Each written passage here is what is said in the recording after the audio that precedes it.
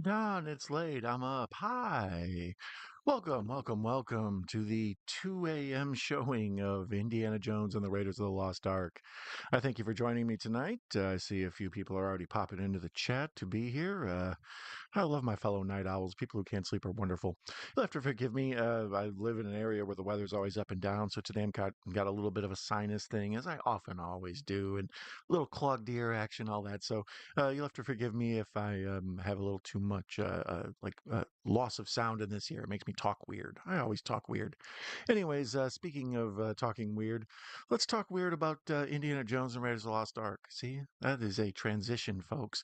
Um, this one's on Disney Plus. That's how I'm going to watch it. Um, uh, it's the first in the series. It's my favorite of the series. It's one of my favorite movies of all time. I rated it 10 out of 10. We'll discuss that, why I feel that way. We'll discuss the other movies in the series. We'll discuss the ones I love, the ones I hate. I figured we would talk Harrison Ford, Steven Spielberg, all sorts of stuff. Toys. I had some toys about this. I thought I'd like to talk about those for a bit. Otherwise, we will also talk to the live chat, who I see some folks have already popped in to say hello tonight. My buddy 59th is here.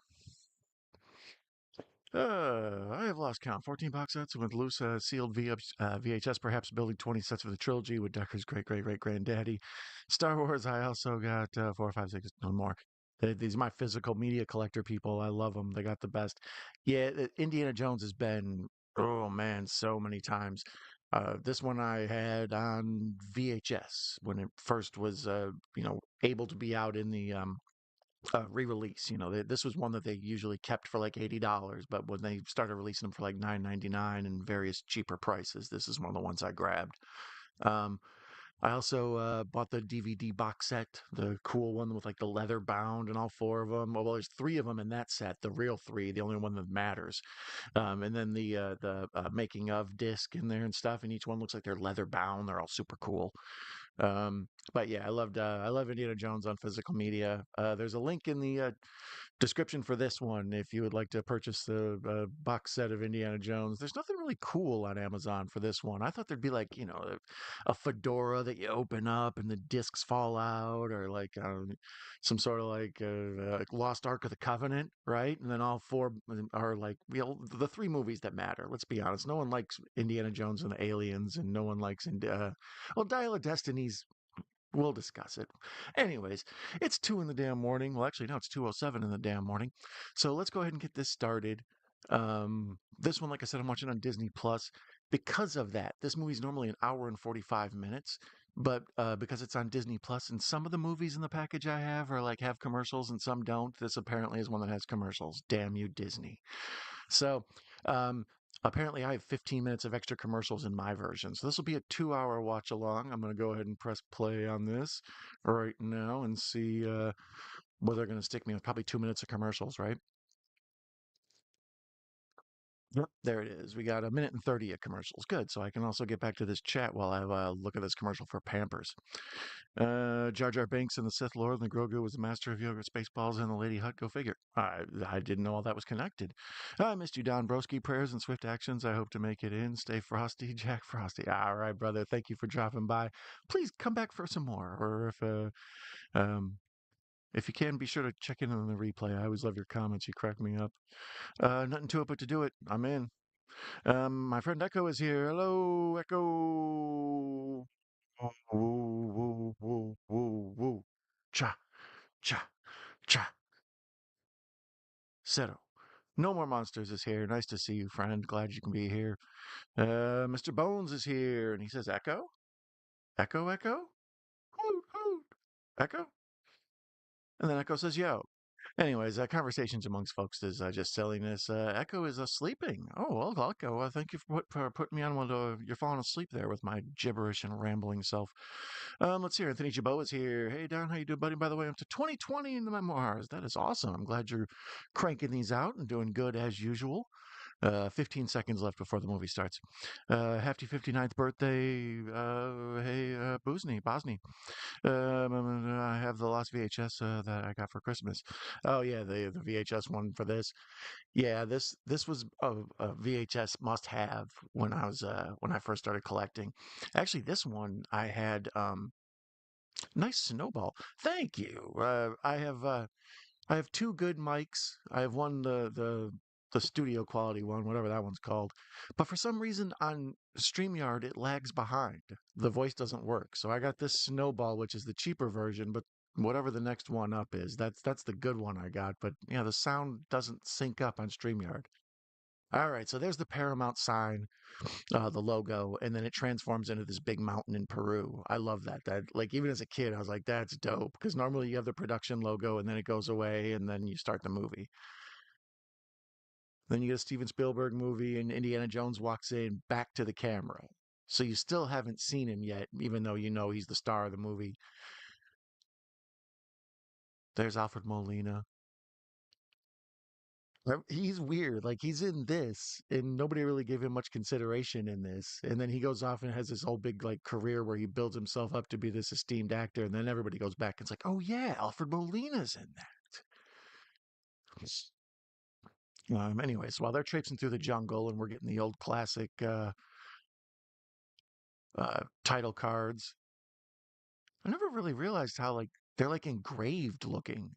Like they're that's a weird font choice, Spielberg. Yeah, still haven't seen Spielberg. Still haven't seen Indiana Jones's face yet. Music, John Williams. He makes this movie. There's executive producer George Lucas. Apparently, Steven Spielberg really had this thing where he wanted to direct a James Bond movie, and he was hoping that because of the success of Jaws and other stuff, he'd really be able to land one of these coveted James Bond directorial roles. And Lucas told him, "Well, I got a character better than James Bond," and that's supposedly where all this came from. And here's where we started. The idea of an adventurer traveling the world, saving everyone, even if nobody knows about it. All right. So while we're still walking through, we still haven't seen Indiana Jones' face. Uh, you're looking at Don's balls. You can't see them; they're beneath the frame. Um, oh, sorry to ruin the surprise for those of you listening to the podcast on Spotify or Audible or Amazon or Apple Music. If you got enough podcast place, I'm probably there. So the best place to join us is live on YouTube at Night Owl Movie Talk. These live shows are very special events because not only is Anthony Chabot here, Bones or Echo's here. Sorry, I think we almost saw Indiana Jones' face, but nope, he's still traipsing through. We're gonna get that hero shot. You guys just still talking about my balls, huh? I appreciate it. I appreciate it. Don is talking into his own balls. I'm flexible, but not that flexible. Greg Brewer, hi. Nice to see you, Greg. A frequent collaborator with my buddy Sean, who recently passed away, and we've talked about on the show. Thanks for hanging out, Greg. I'm glad you dropped in. I know you've been working with Villainous Vixen lately, as I've seen you pop up on some stuff in there. So be sure to check out Greg over there and check out his channel. Bones is here. And I heard that Tom Cruise might be the villain in Miami Vice. I heard that too. Um, Oh, and you also said you're going to see Ready or Not 2. Yeah, I'm curious about Ready or Not 2. There it is. There's the first shot of Indiana Jones. Oh dear Lord, 3:31, but that's with that stupid commercial. So maybe like 2 minutes in before we get to actually see his face. That's the big reveal. He tilts his head up with the hat. It builds suspense of like, who is this dude? What's he all about? And then we finally get a look and a reveal. It's the same in Empire Strikes Back. I love that where like we see Luke on the Tauntaun and he comes up and he's got his face all covered in the snow and then he pulls his down and it's like this reveal. You know, it's a grabber.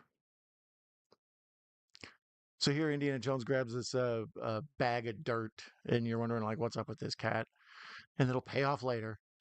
I love this movie for a million reasons. The main thing is I love the way it looks. Even as a kid, I thought it was like super cool. I had, as I was mentioning earlier before when we were talking about the different versions of this on home media, and I kind of stopped myself. When I was a kid, I had a cassette tape of this, and it was a bunch of like different moments that would play, and there was a little book, like a kid's book, that you would read along with and look at the pictures and stuff, and the different moments and the score would play. I used to play the hell out of that. I don't know, some sort of weird box set. It was before, home media was really available, or VHS was available like that. So here, a part that a lot of people don't recognize, he's walking through this tunnel, and there's all these spider webs, and he's got these tarantulas on his back, and then Alfred Molina's got a million on his back. But it kind of sets up later on when he's got the snakes thing. Like we see he's so cool, and this stuff doesn't bother him, nothing scares him. So when snakes turn up, we understand like, oh, okay, normally this dude's not afraid, but if snakes are involved, he's scared. And as a kid, I was always captivated by this like booby traps. This is the first movie I ever saw like this, where the somebody would go through some sort of old school area. I've seen like haunted movies and stuff like that since, where there's booby traps all over somebody who might come in and try to do grave robbing or whatever. But as a kid, I thought it was super cool, and so did everybody else. This made a ton of money. Right there, he just swung across the little gap with his whip, and I can't help but think of Pitfall, the old school video game. Total Indiana Jones ripoff. But see, I like that Indiana Jones is supposedly a James Bond ripoff because he's got like a real working man appeal to him. He's got the fedora, like the old Humphrey Bogart. Like he's really supposed to look like, a Humphrey Bogart, Treasure of the Sierra Madre type character. Um, but the khaki outfit, sort of the working man's clothes, as opposed to James Bond being the damn tuxedo and the bow tie and only being at like glamorous events, drinking the most expensive liquor. Like this dude's over like drinking crap rum and bars in the middle of Nepal or whatever. Oh yeah, speaking of Ready or Not, I wanted to see that. Getting back to everything, I try to remember, guys. I get so distracted between the movie and everything. A lot floating around the old duder's head, as I often say.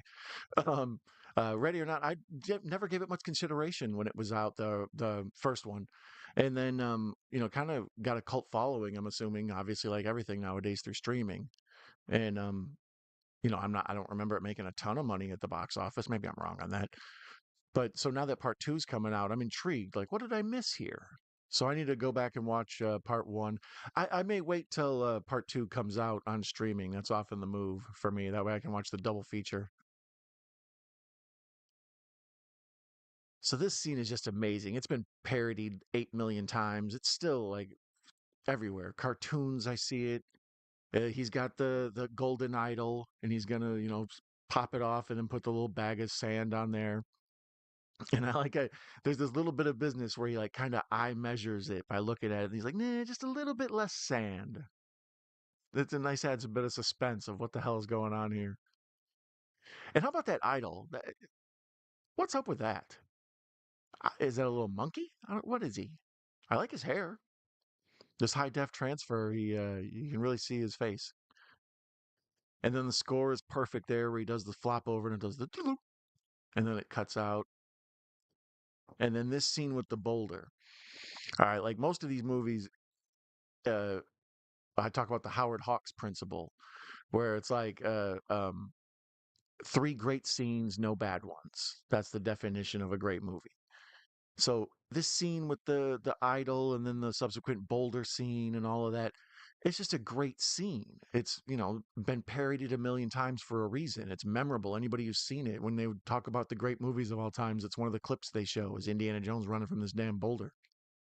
Um, Later on, some of the other stuff with him and the Well of Souls and him with the snakes and all that. Like I said, there's so many great scenes in it. The thing where he fights the swordsman and he pulls out the gun on him and all that.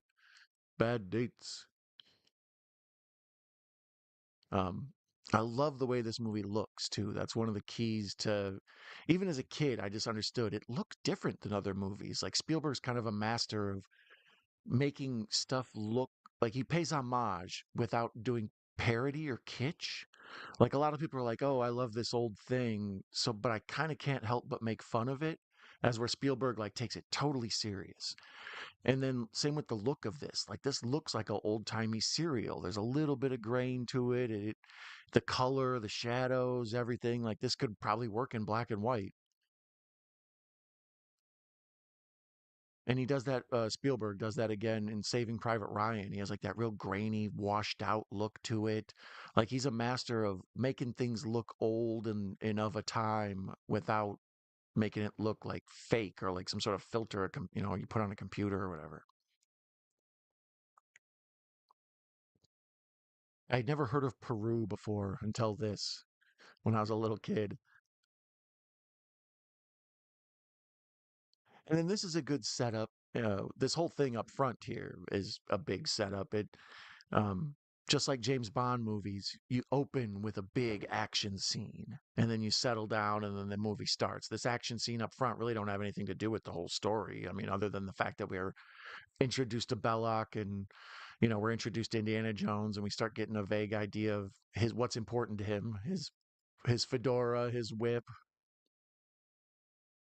But this whole bit of business here where Belloq tells him like there's nothing you have that I can't possess.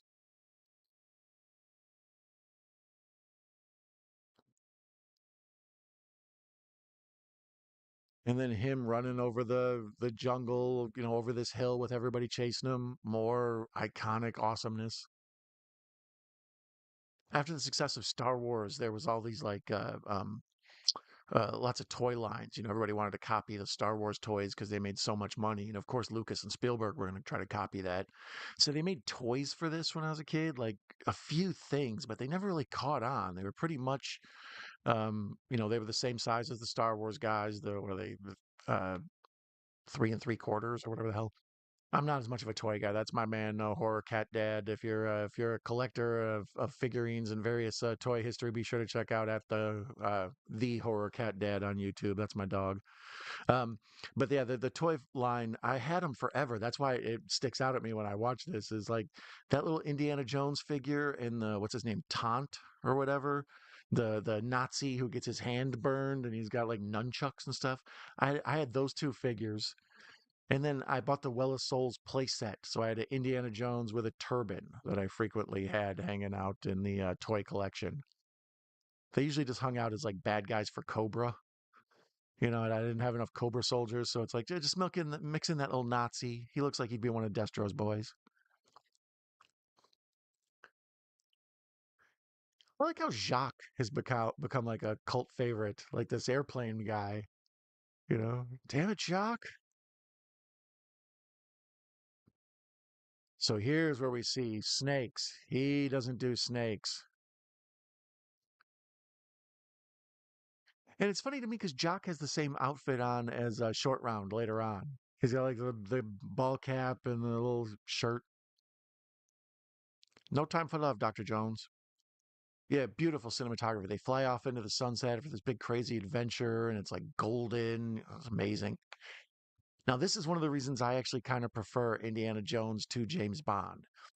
James Bond is always James Bond. He's, government agent, 007, all that stuff, right? But this dude's almost like a superhero. He's this nerdy character with the glasses, teaching class, all the women have a crush on him, all this. But then, he also puts on the, workman superhero outfit where he's out adventuring and, living life, almost dying, having crazy stories and wild things happen to him. It's interesting, like, for this, they wanted Tom Selleck, I believe, at one point, and then later on, they decided Harrison Ford would be much better. But yeah, I don't know if I could imagine Tom Selleck being a college professor, right? I don't know if he has that same gravitas. It's like Burt Reynolds being your college professor. Oh, let's see here. Where are we at here? Hi, Greg. What is this? Bone says that there's a new one the news talking about that looks like ready to called They're Gonna Kill You. Looks good. I haven't seen that. I'll check it out. I think Temple of Doom was my favorite of the series. Yeah, it's weird. When I was a kid, Temple of the Doom was the flop. Like people were like, eh, the Raiders was such a huge deal, and then later on, Last Crusade was such a big deal. Everybody's like, oh, Indiana Jones is wonderful, and I had a soft spot for Temple of Doom, but later on, like over the last 20 years, a lot of the Temple of the Doom or Temple of Doom has really caught on as a lot of people's favorites now. Like I believe the aforementioned Horror Cat Dad, his favorite is Temple of Doom. Um, this is still my favorite because it sets the template for everything. This is where we see all of it. His little secret identity business here, his the fedora, the whip, the jacket, his look, the gun. Um, here's Marcus. So all of it gets laid down in this one. And then Temple of Doom is awesome. When you watch it back now, there's so much in it. It's basically the movie Gunga Din. If you've ever seen that, I don't know why I have. It's old Cary Grant flick. It's sort of historically film famous. It made a bunch of money and it's always on like a classic films you should see list. Um, and it's the whole thing about like, these people, the thuggy kidnapping children and making them work in a mine, and these basically the plot of Three Kings. These Cary Grant and two army homies go, or French Foreign Legion homies, go running off and try to steal gold or something from these mines where these children are working, and they catch a conscience, just like Indiana Jones, and rescues the children. So yeah, if you see Gunga Din, you're like, wait a minute. Um, but two, the whole stuff with like the ripping out the hearts and the lowering into the basically hell, and um I think a lot of people don't like God, I can't even remember what her name is, the blonde lady, I'm talking about. It's, Billy, what is her name? I can't remember. You guys will know. That's how much I don't like her. Short Round is awesome, we all love him. um but the stuff with, yeah, the Kalima and all that, and just that then evil Indiana Jones getting ready to hurt Short Round, and there's so much in it. But there's also a lot of like it sets the template of following this movie as important beats to have. Like, we he discovers this secret stuff in a foreign land, and there's all these mystical magical rocks and all this stuff. Like, um that's one of the things, the argument about, do you well, first of all, if you like Crystal Skull and Kingdom of the Crystal Skull, sorry, that's a wordy ass title. Um, if you like that one, let me know. Most people don't. I'm not a fan at all. It's one might revisit. I just remember it was so CGI heavy. I don't think I would ever re-dig it. The times I've watched it, I always just get annoyed when Mutt does the Tarzan yell while he's swinging through the jungle. All that, just the refrigerator scene, all of it. I struggle with that one. So if you like that one, let me know. What about Dial of Destiny? Let me know what you think of that. Um, with these movies, I'm a canonist. I like the original three. It's like Star Wars. I like the original three. Everything after that's a case by case basis. Same with this. It's like I like the original three. Dial of Destiny's I guess. It was interesting enough. What was it called? The Young Indiana Jones Chronicles or whatever. The little bit of that I've watched, it's enjoyable enough. Um, if I was really hurting for something different to watch, a lot of times when I watch series and shows, especially series, I'll do a bunch of horror or I'll do a bunch of sci-fi, and it's like I need to break it up with something totally different. Me and Mrs. Knight will refer to that as a palate cleanser. It's like, oh, we've spent a month watching horror for Halloween. We need a game show or something.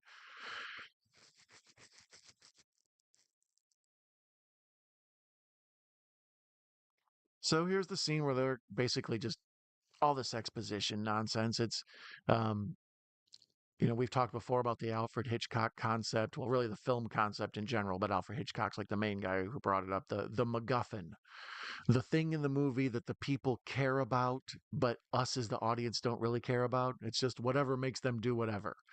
So I don't really care about the Lost Ark of the Covenant. It could be anything. It could be the Shroud of Turin. It could be um the nails they nailed Jesus to the cross with or whatever. Like, it don't matter.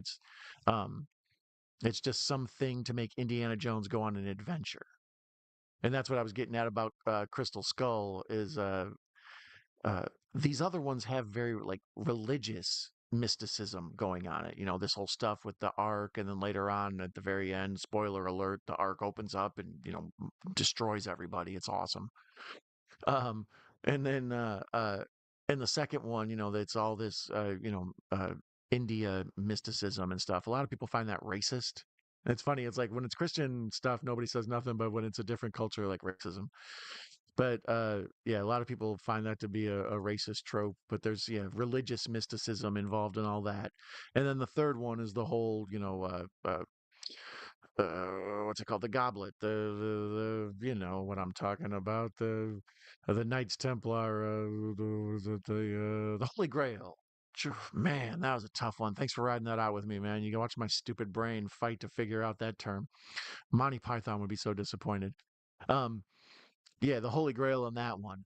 So Spielberg's argument is that when we move on to Aliens for the fourth one, that it's fine because it's all just bizarre, crazy, unknown mystery stuff. But it just feels so different. It's like, why are aliens in the Indiana Jones movie? Part of what we dig about it is the sort of historical stuff.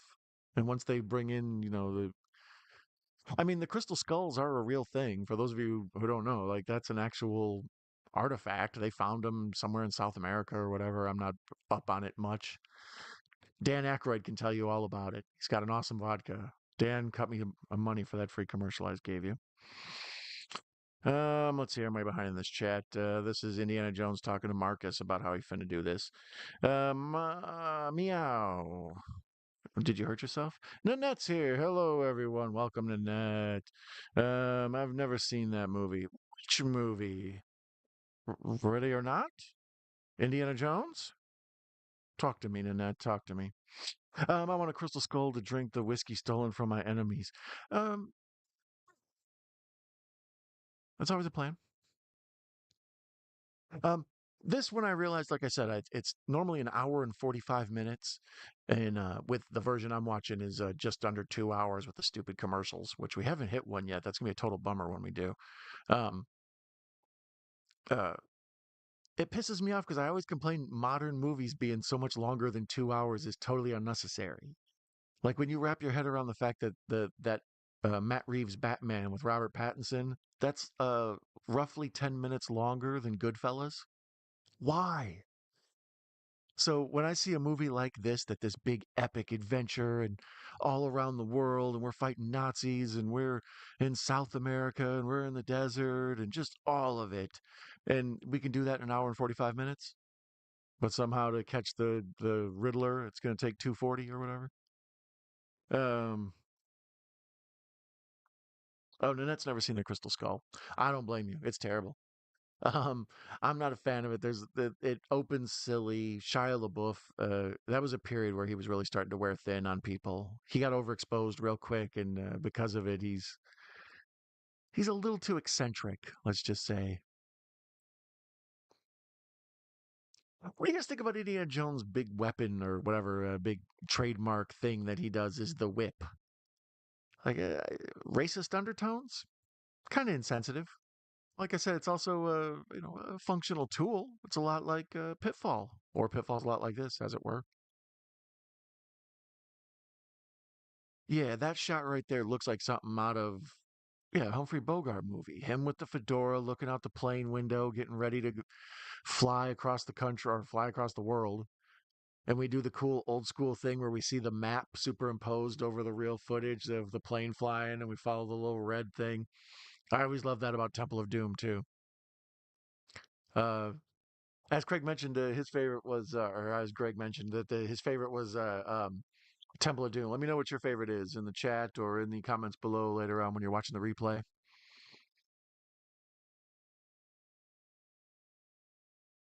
So there we see Nepal.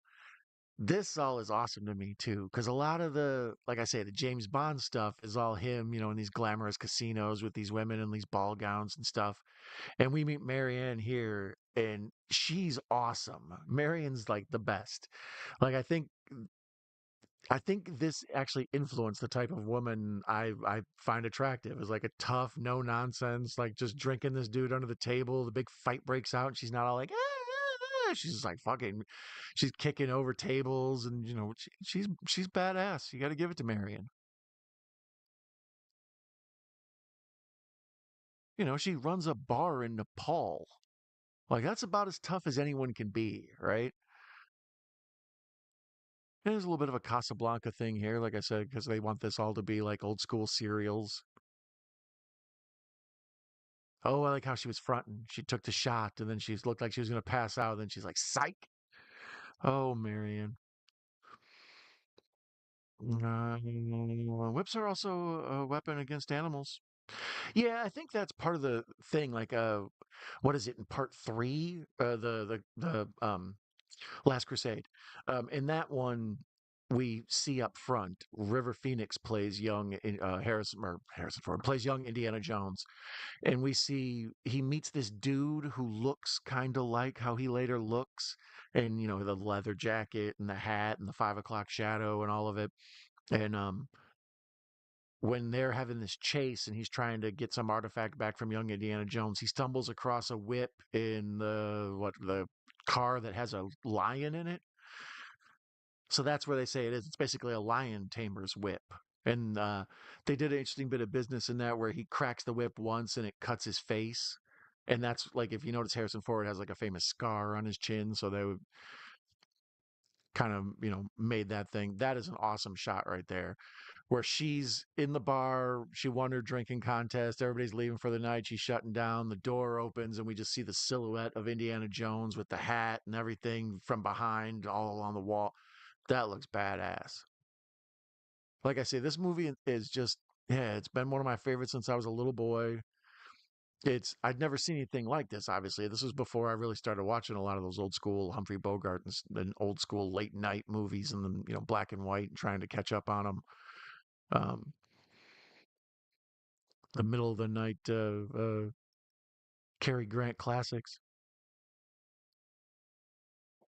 but just the adventure. He's kind of a cowboy, but he's not a cowboy. He's a man of education, so he's not some ruffian. He's not some like silly action hero.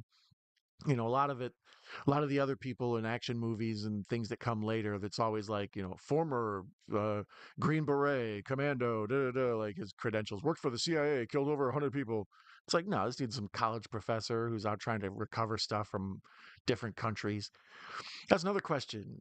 Archaeology in general, especially Indiana Jones kind of archaeology, is it legal? Can you just decide I'm going to go to another country and dig up stuff and then bring it to a museum in another country? I don't think that's allowed. Like, can't be stealing things from other places, man. That's that nation's historical whatever. And how did you get it past customs? No wonder everything you get ends up in a wooden box in some giant warehouse nobody ever goes in. It's all hot.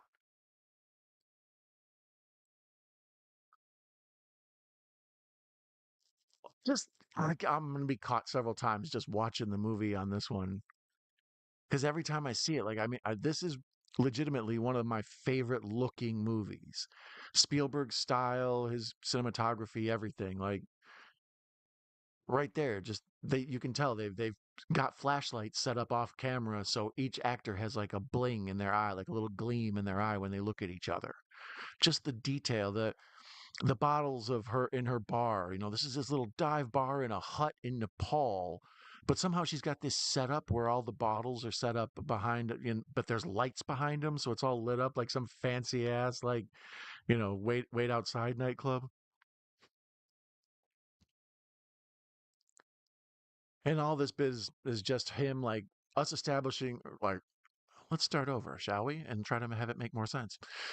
This basically all just establishes the part where, Indiana Jones is looking for this medallion that Marion's dad used to have. And she's like, no, I don't have it. I don't, none of it. I don't want none of this involved in my life. Get the hell out of here. And then we see she's got it and, wearing it as a big, like, bling, bling, ludicrous necklace, looking like a rapper going to an award show. But later on, this pays off in one of the cool scenes. Like I talked about the three great scenes, no bad ones. The scene with the snakes, but then also the scene where he's got that little medallion on the stick, the staff of Ra, I believe it's called.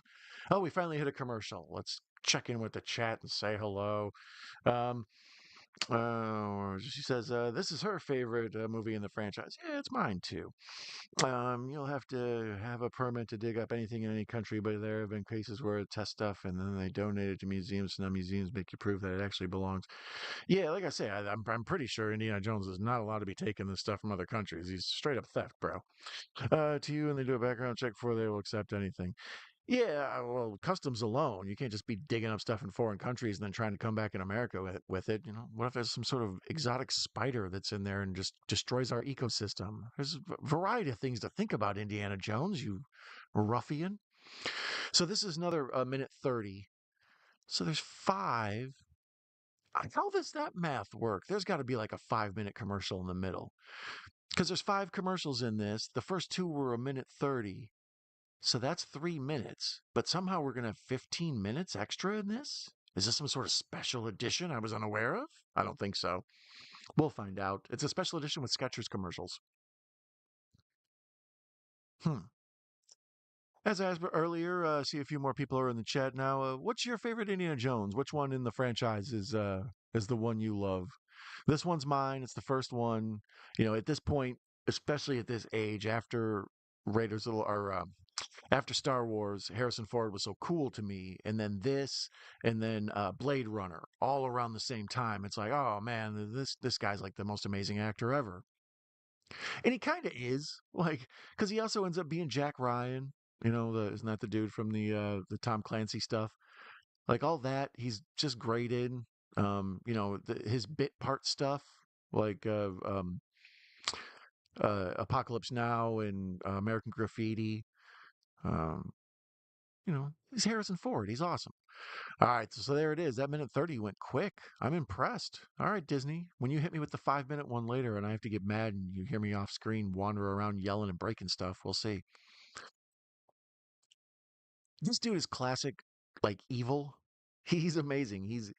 He he's got kind of a Peter Lorre vibe, but he's also, you know, this messed up crazy Nazi, and then this whole thing where he grabs the medallion and then it gets burned into his hand, so they have the same little map on in directions on his hand.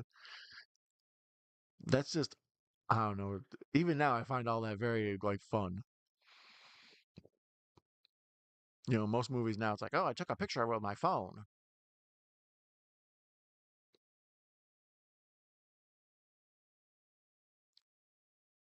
and then this dude's look too. Like he's got like this like U-boat captain like trench coat. And I had this, like I said, I had this action figure when I was a kid, and it was a regular, like, kind of Star Wars guy in a suit with a hat, you know, just looked like a 1940s noir palooka, except extra ugly. Um, and then he had like this, like, real stiff plastic jacket that just went over his shoulders. So out of all the characters, he'd just be like standing around with a trench coat over his shoulders. Like I said, I always had him be one of Destro's homies. Just stand in the background. You can get shot later when Flint kicks in the door. So now they're doing the thing where the thugs that Toht is hired, this sweaty Nazi with Harry Potter glasses, and he's getting ready to burn Marion with this like hot poker from the fire. There's a lot of creepy suspense here. Like he's gross looking, she's terrified. It looked damn near the scene from Aliens. And then out of nowhere, the whip pulls away the thing, and of course his stupid ass isn't careful, and the poker sets the curtains on fire. Although for this tiny shack in Nepal, this thing is huge. Like the movie's turned into the Wild Bunch right now. Like we had this thing with these people getting drunk, and now this, you know, the big shootout in this old school brick building.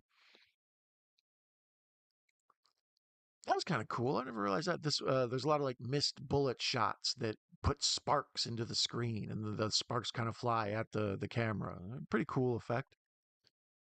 I think they kind of do it a little bit in Star Wars, but here they really bing bing bing it up.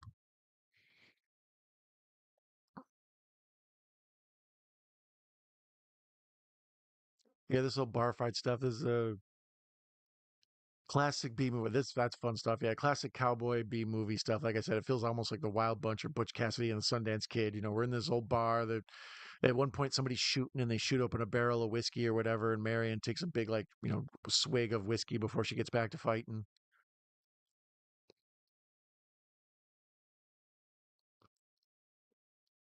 And now crazy Nazi man's going to burn the whole place down because he's extra crazy. That's part of his charm.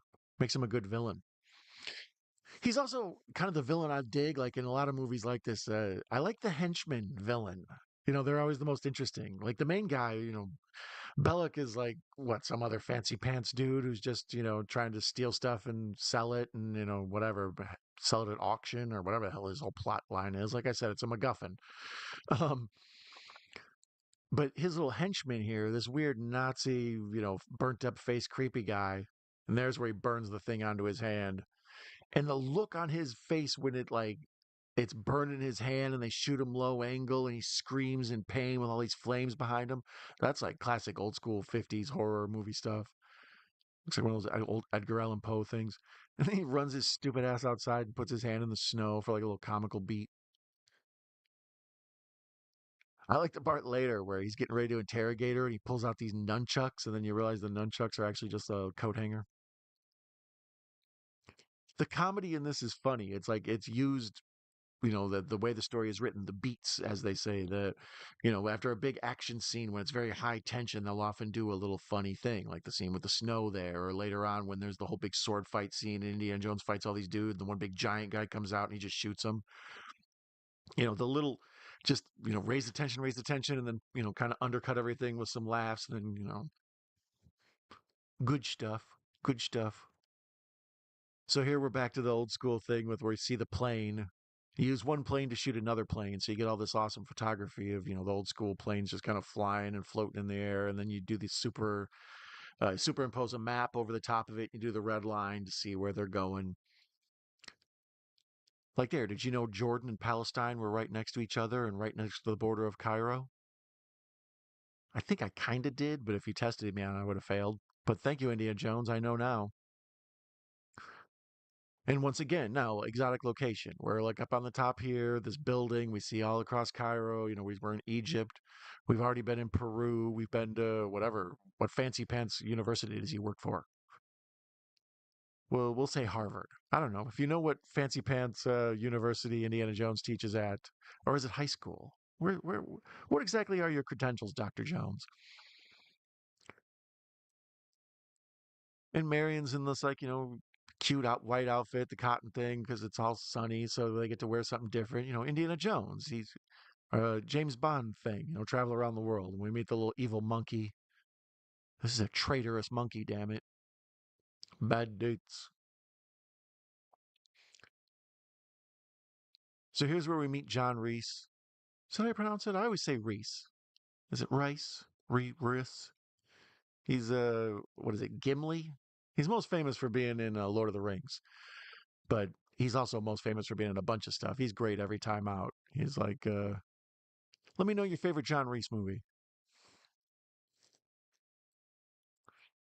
Hey, Clarkness is here. Welcome back, Clarkness. You were around last time, I believe. I appreciate you. Thanks for coming back, buddy.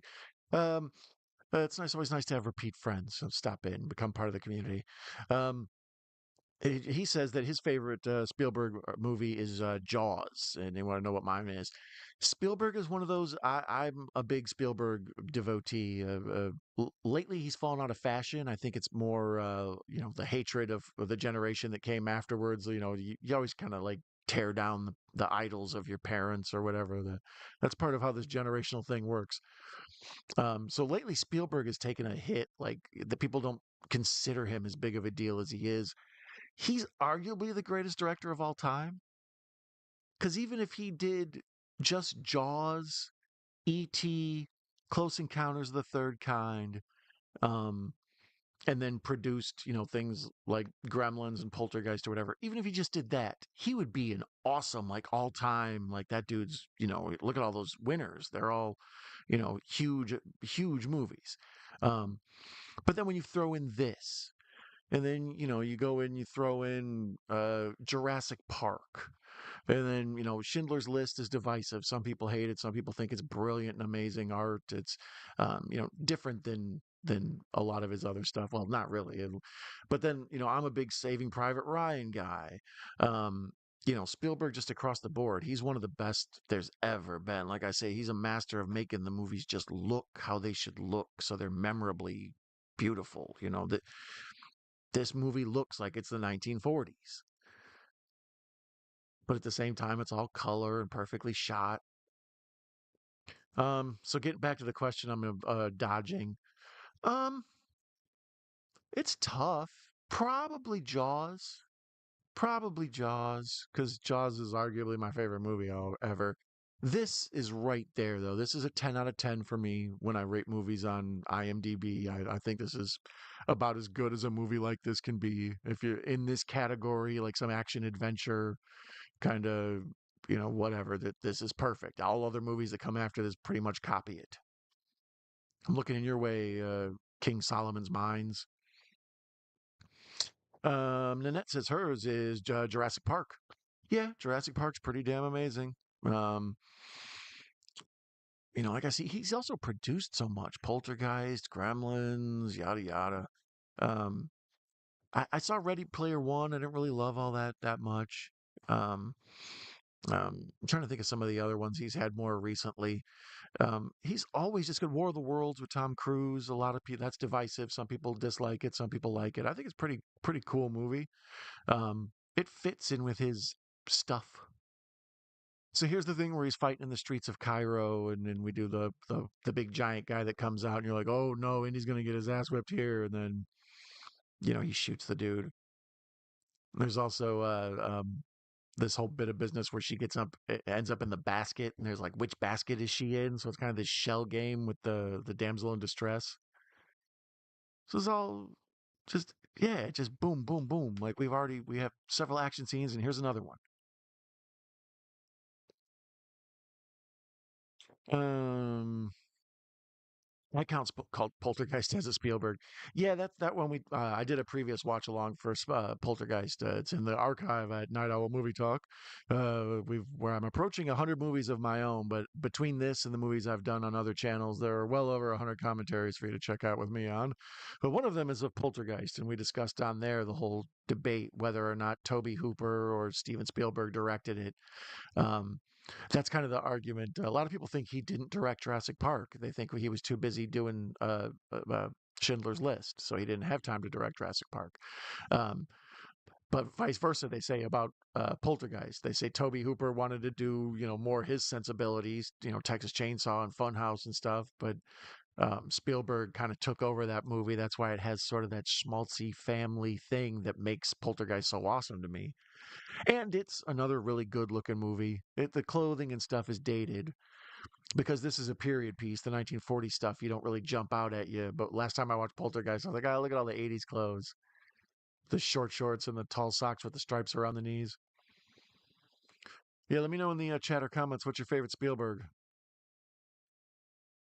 Um, Minus One of the Rings, I'm trying to choose my favorite. I don't care very much. The first two are better. That's my favorite in the series. I love that character. Oh, you're talking about the John Reese movie? Yeah.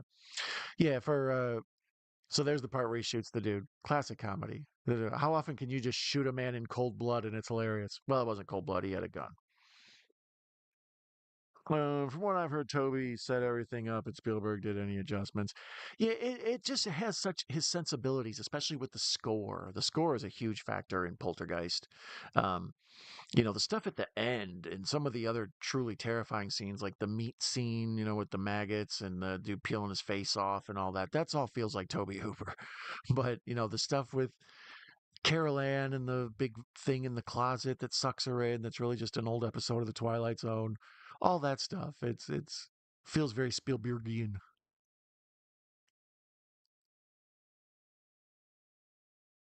I don't know. I watched about a couple years ago. I watched with my mom and my stepdad, Close Encounters, and it's a pretty amazing movie. It's good. Like there's a lot. It's a fun adventure and it's crazy. It's not one of my favorite Spielbergs, but I recommend it to anybody. That's the thing with Spielberg. He's got a bunch that you could just recommend. Poltergeist is still pretty scary. Yeah, I agree. Even when I watch it now, I enjoy it. I still don't. I think I watched the new one, and I already deleted it from my memory. The remake, I should say, whatever. It was like 15 years ago. To me, it's the new one. Um, but yeah, the remake with is it Sam Rockwell in it? Maybe I don't remember who was in that one. Uh, no more monsters. Echo says Saving Private Ryan's, Saving Ryan's Privates. Old Val Venus humor. Um, yeah, I love this moment here when they do the whole shell game with Marion, and he doesn't know exactly where she's at, and then he thinks she's in the truck, and the truck blows up. So the next scene they cut to, he's sitting there drunk, just like depressed and sad with the monkey. Like none of this, like, oh no, she's gone, Sala. Tell me what I should do, or how can I get revenge? It's like, no, just sitting there drunk. Um, but actually, that's a throwback to what we talked about before when we watched Escape from New York. One of my favorite scenes in that movie is where Snake Plissken sits down, like after everything's lost and he thinks the president's dead. He just finds a chair and sits there for a minute. You know, in Die Hard, there's several scenes where Bruce Willis is just like trying to think. You know, most of the bad over the top action movies, the character never thinks. They just run from fireballs and every other nonsense. So that scene of him, it's been the worst day ever. Though he reunited with this woman and now she's dead. She blew up in front of him. So he's first thing he's gonna do is sit down and get drunk. So here's Belloq. It's funny, he gets wandered into this little like cafe thing or whatever, and there's Belloq just sitting behind him smoking a hookah, looking like a bad guy from a Humphrey Bogart movie. All this is just fun, foreign locales. It's stuff they used to do in movies all the time. They don't really do now unless it's like a war movie. you know, you only see locales like this in a movie unless it's like some, Hurt Locker or something. Uh, Marion's pants in that scene are iconic. Yeah, right. Like, just that's the same deal as Schindler's List. Everything's going on. It's all craziness around her, but then those bright pants just stick out as if there was nothing else going on. Yeah. Um,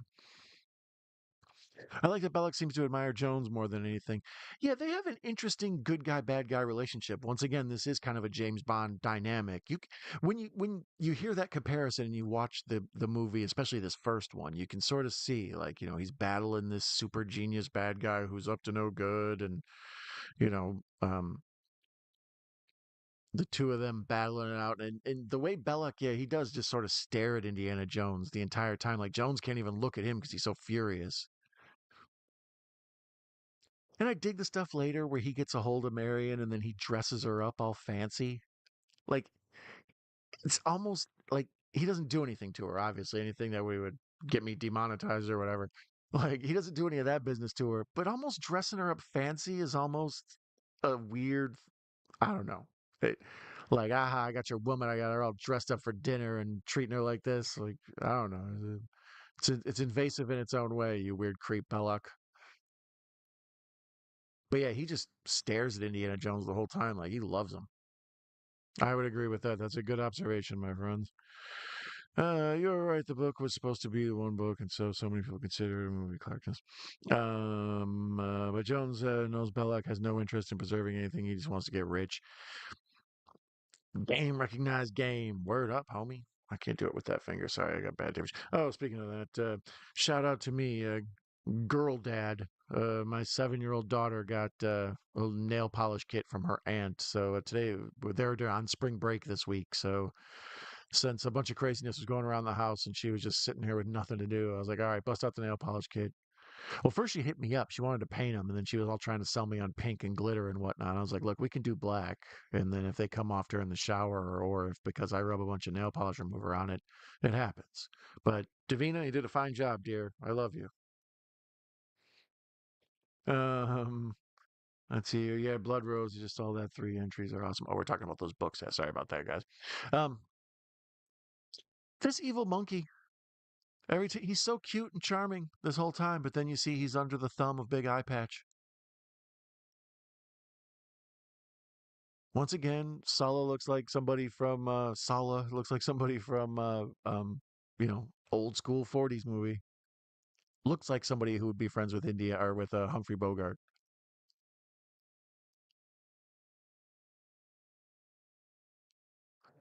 One of the things I don't like about that scene that I mentioned earlier in Indiana Jones and the Last Crusade, where River Phoenix is young Indiana Jones and he meets, we see basically in one adventure how he got most of his persona. And that little kind of like prologue at the beginning of the movie to start everything off for that flick, that becomes like the template for all stupid prequels forever. It's like we have to see where every little bit comes from. We got to see how they got their dog. Oh, that funny car they drove in the first movie. We got to see how they got that. It's like I don't really care. I kind of like the charm of not knowing. So when they did that in that one, it's like, oh, this is so clever. You get to see, where everything comes from. A prequel like The Godfather, they don't spend a lot of time being like, oh, this is where Marlon Brando learns to love oranges or whatever. But all stupid prequels after that, it's like, oh, see, that's where he got his hat from. There, that's why he wears that belt. Hey, my friend Patrick is here. Have Cheeto of you. Hoot hoot. Um, I love the bald German who's ready to fight at the airplane hangar, and the dude was just waiting for a fight. Yeah, that's one of the many iconic scenes I talked about. There's so many great ones in this. That damn airplane fight where he pushes that dude's face in the propeller. That guy looks so mean. He looks like a old like the circus weightlifter guy. He's bald and he's got the mustache. He looks like he's been doing the dumbbells and whatnot. Like it's like, oh, I love this guy. He looks like an old timey boxer. Like,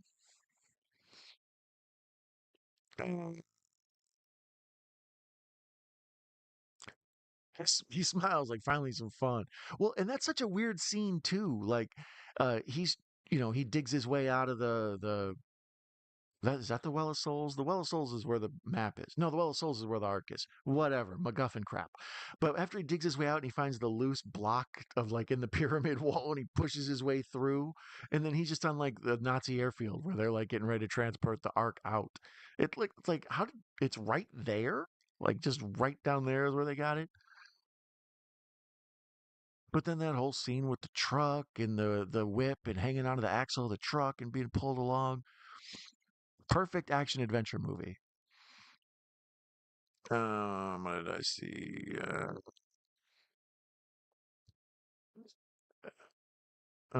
Is it okay that I can't stand Temple of Doom? So I mentioned that before. A lot of folks used to like hate on Temple of Doom. It was considered the redheaded stepchild of the franchise.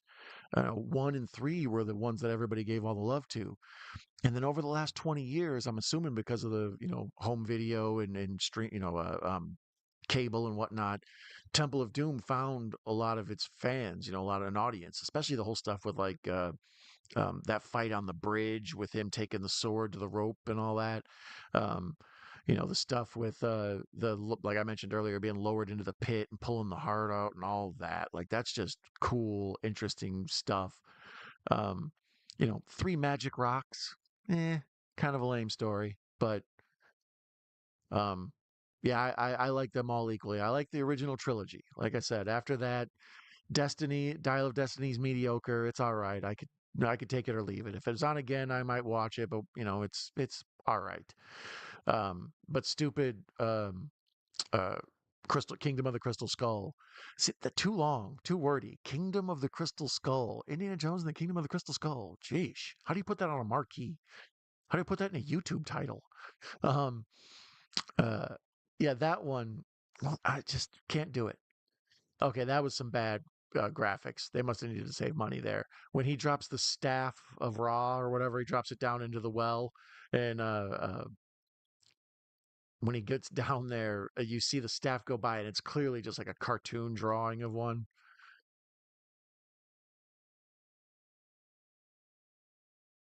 Yeah, all this now. You see me like fascinated when he goes down there and there's just a little model of the city, and then he puts his staff is like just the right height or whatever to catch sun at the perfect amount of day, at the right time of day, and that little fake red laser beam comes shooting out.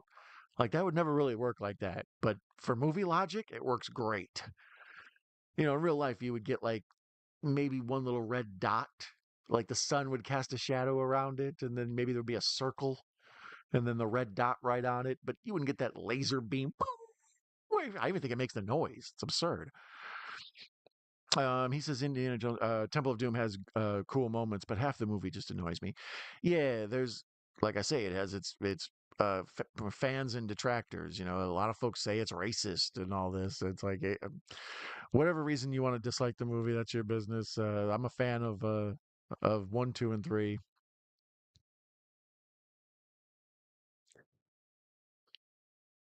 Yeah, all this I dug. I remember as a kid watching it, and then you can tell that Steven Spielberg must have loved all this too. The him dusting away the hieroglyphics and all that, because that's the stuff in Jurassic Park too. These people just out excavating and finding old lost treasures, and they're the perfect expert to ask.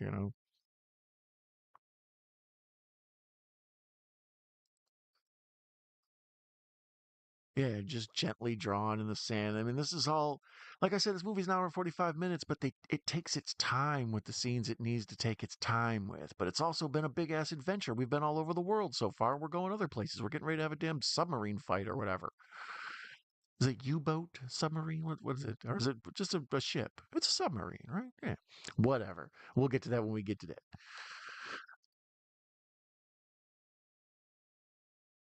And then him and the garb and everything, so he blends in. This is all just yeah, it feels it's adventure on top of action. It's action adventure, by God. And the cool hieroglyphics and stuff. Just I'm sure all this is probably laughable to someone who actually knows anything about Egyptology and all this, but that's a beautiful scene where they pan down from the sun coming through the hole up on top that he crawled in, and then they pan slowly, tilt, I should say, excuse me, the camera slowly down to his face. And then here's where we get this big laser beam. It's coming. They build up suspense. Let me get the boo. I would like to know. I have no idea. I'm sure I could research it, but I need to get to the bottom of how did Disney get a hold of these? Like all of these are on Disney Plus, and they've been on Disney Plus for a minute. Like I don't know how Disney got their hands on this. It's obviously a Paramount movie. It opens with the Paramount logo on the mountain. Why is it here? What are you doing here? Is it some sort of Lucasfilm deal? I'm assuming when they purchased Star Wars, they probably got Indiana Jones and Willow, I think, for free. That's why they did that stupid Willow show. Actually, I shouldn't say it's stupid. I never watched it. I heard it was bad, and I love the original Willow, so it's like, well, why would I watch something that's probably going to be dumb?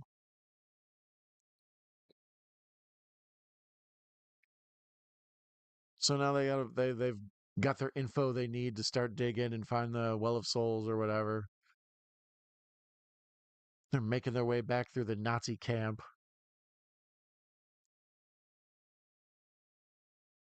This is all just good, fun, like silliness that breaks up the action and the crazy things to come. And then this is yeah, where he stumbles in, and there's Marianne all tied up.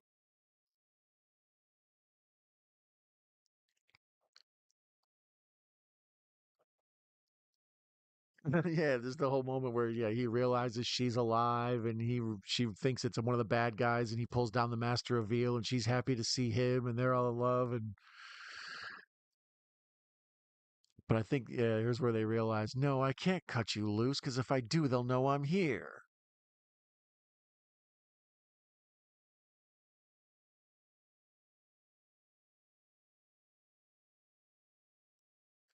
That's a crazy take. There's one there they cut to Indy, and he's got a fly on his nose. I'm sure that they was like that just happened on the day. Obviously, they didn't have fly wranglers in to make sure they get the flies on his nose. So he's willing to sacrifice her to rescue the lost Ark of the Covenant.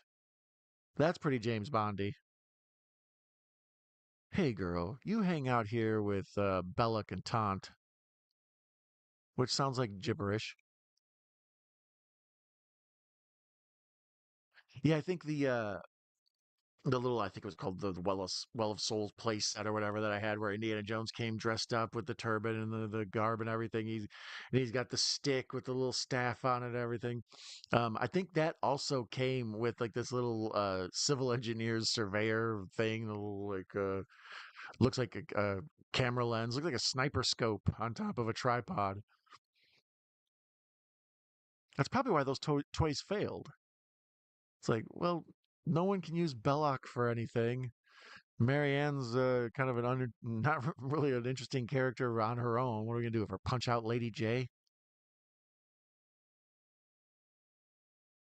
So yeah, those toys probably failed because there just wasn't enough adventure in the house for Indiana Jones.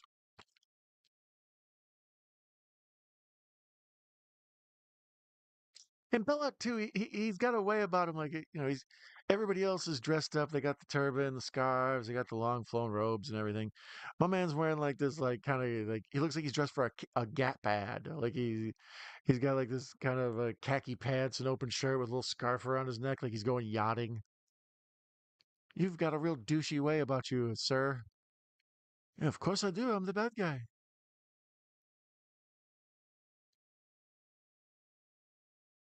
But this is mildly ridiculous. Where they got this whole like hundreds of workers digging in the wrong spot. But like 50 yards away is where they're supposed to be digging, and that's where Indy and his crew start digging. It's like you didn't think anybody was going to stumble onto this. You're trying to steal from a thing, that they can all see you. Well, that's part of the charm, the excitement. God love it. Let's see here. Let's go with folks in chair. You can never convince me Jones was able to go toe to toe to him. Oh, the bald guy from earlier, yay, right? Which the movie makes you think. Well, that's the thing. Like I say, he ultimately he's just some professor. He's Doctor Jones. You call him Doctor Jones, lady. Um, There he is. Howdy, Don. I have made it. Love the backdrop, broski. Thank you, my friend. This is a perfect time to point out that you too can own a backdrop like that. There are both tapestries and blankets. That's the blanket version because sometimes it be getting cold and I got to pull that thing down and cuddle with it. You can get t-shirts and mugs and whatnot. There's a link in the description for Night Owl gear. Feel free to get yourself some. Get your grandma a pair of Night Owl socks that look like the Misfits logo, right? Got some new designs coming. I haven't uploaded them yet because I'm lazy. But got that hotness, more of that probably legally actionable collection where it looks like something you already love, but I got a night owl twist on it. This scene is all crazy right here. This is just Frankenstein, and Spielberg knows it's Frankenstein. They're trying to get the Well of Souls or whatever where the damn ark is. I can never remember which is which. If this I believe this is the Well of Souls, but they're trying to get it open. They pull off this tomb lid, and Indy's like totally just obsessed with getting it open because he's like this. Captain Ahab Moby Dick character, he needs to see this damn thing, and we're shooting him low angle with all this lightning behind him, and he's obsessed, like open it, like yeah, it's Frankenstein. It's totally Dr. Frankenstein, which makes sense. But to see that shot there, it's like, oh yeah, I've seen this before, and so is Spielberg. But thank you, my friend, 59th Survivor of VHS, for joining us. One of my favorite friends, collectors, and especially shorts makers. He's got some bangers. If you're into avant-garde, awesome editing and wild rides, it'll just sort of I don't know. It's like Max Headroom or something, man.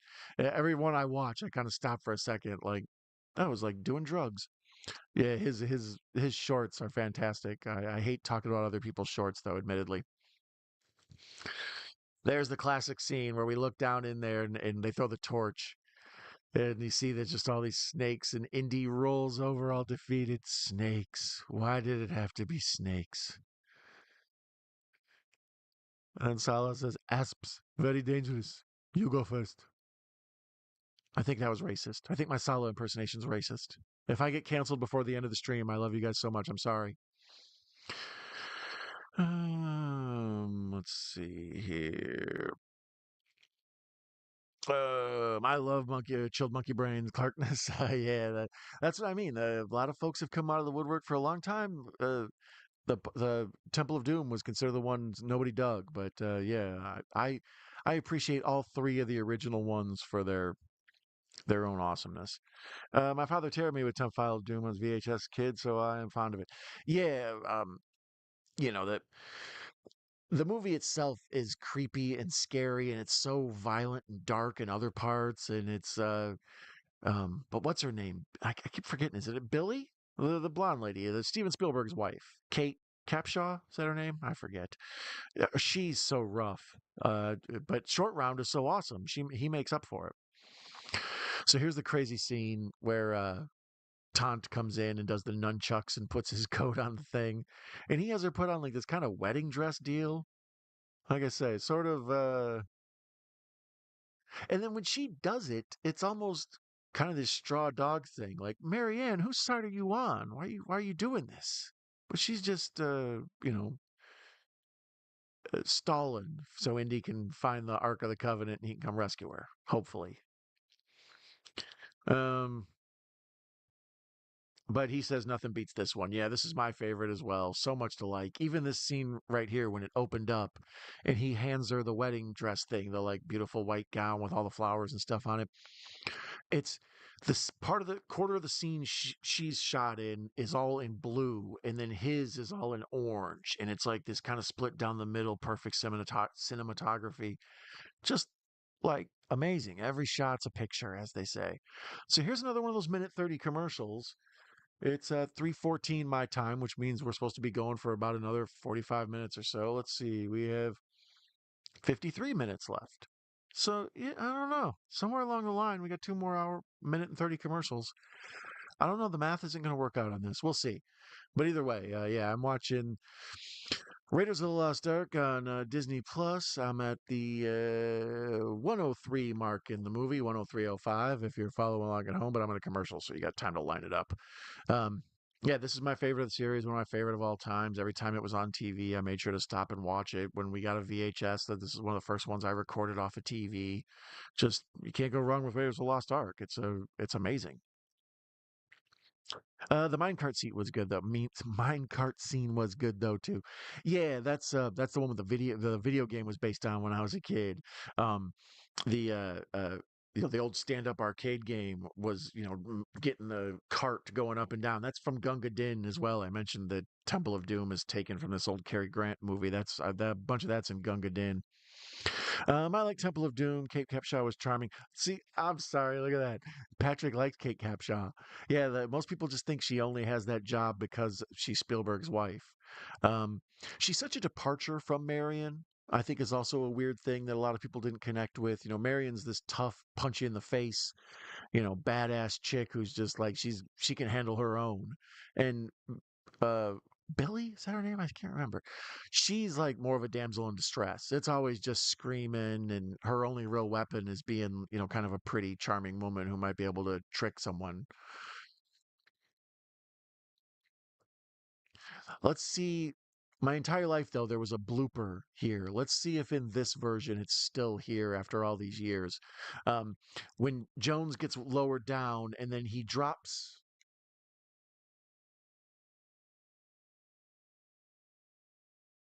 It looks like it's better now. It looks like they fixed it. Hold on. We'll talk about it in a second. I'm trying to see.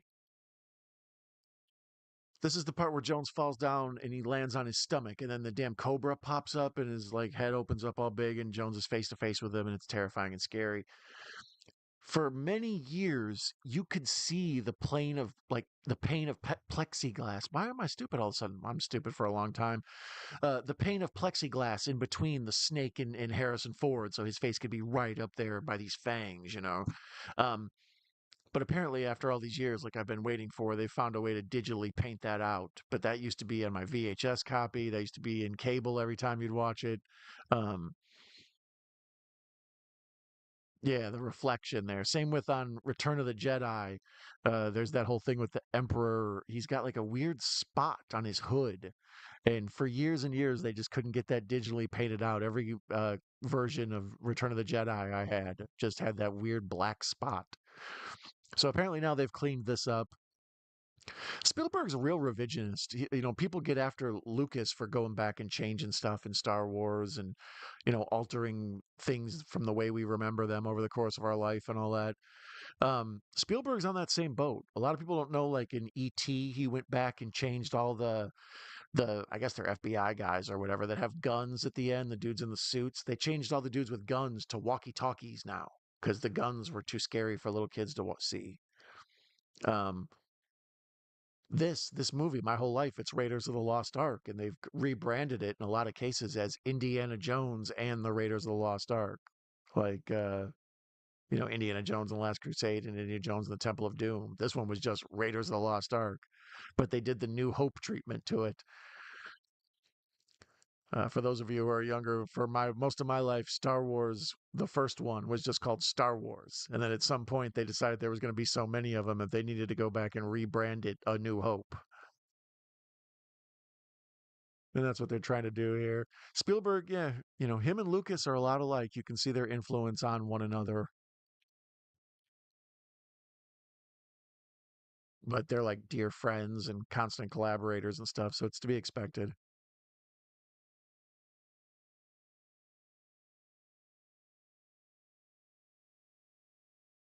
So here they've got the big stone was it the crypt or whatever, and they're opening it up, and that's where the lost Ark of the Covenant is going to be. Let me look up. I know everybody loves when I do filmography stuff.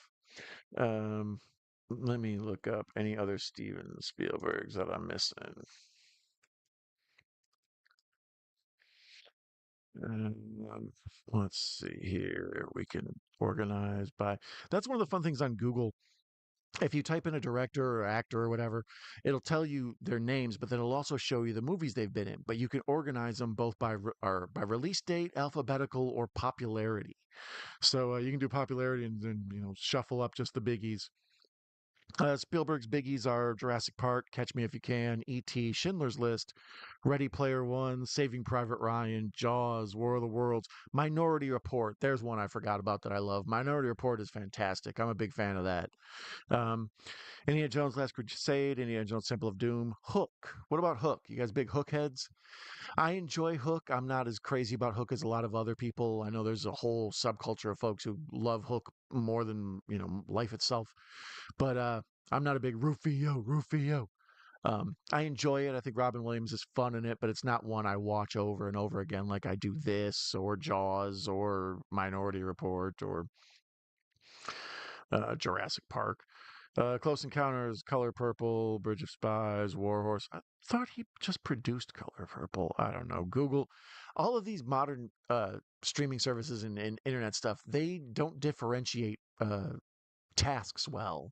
Like you'll go to something on the Amazon Prime Fire Stick thing or whatever, and it'll say, um, you know, Kevin Smith movies, also directed by Kevin Smith, and it'll just be stuff that he was in, not directed. And that's how this does too. It just doesn't file stuff properly. Speaking of these Google bits of business, let me check this thing I was checking on the other day here.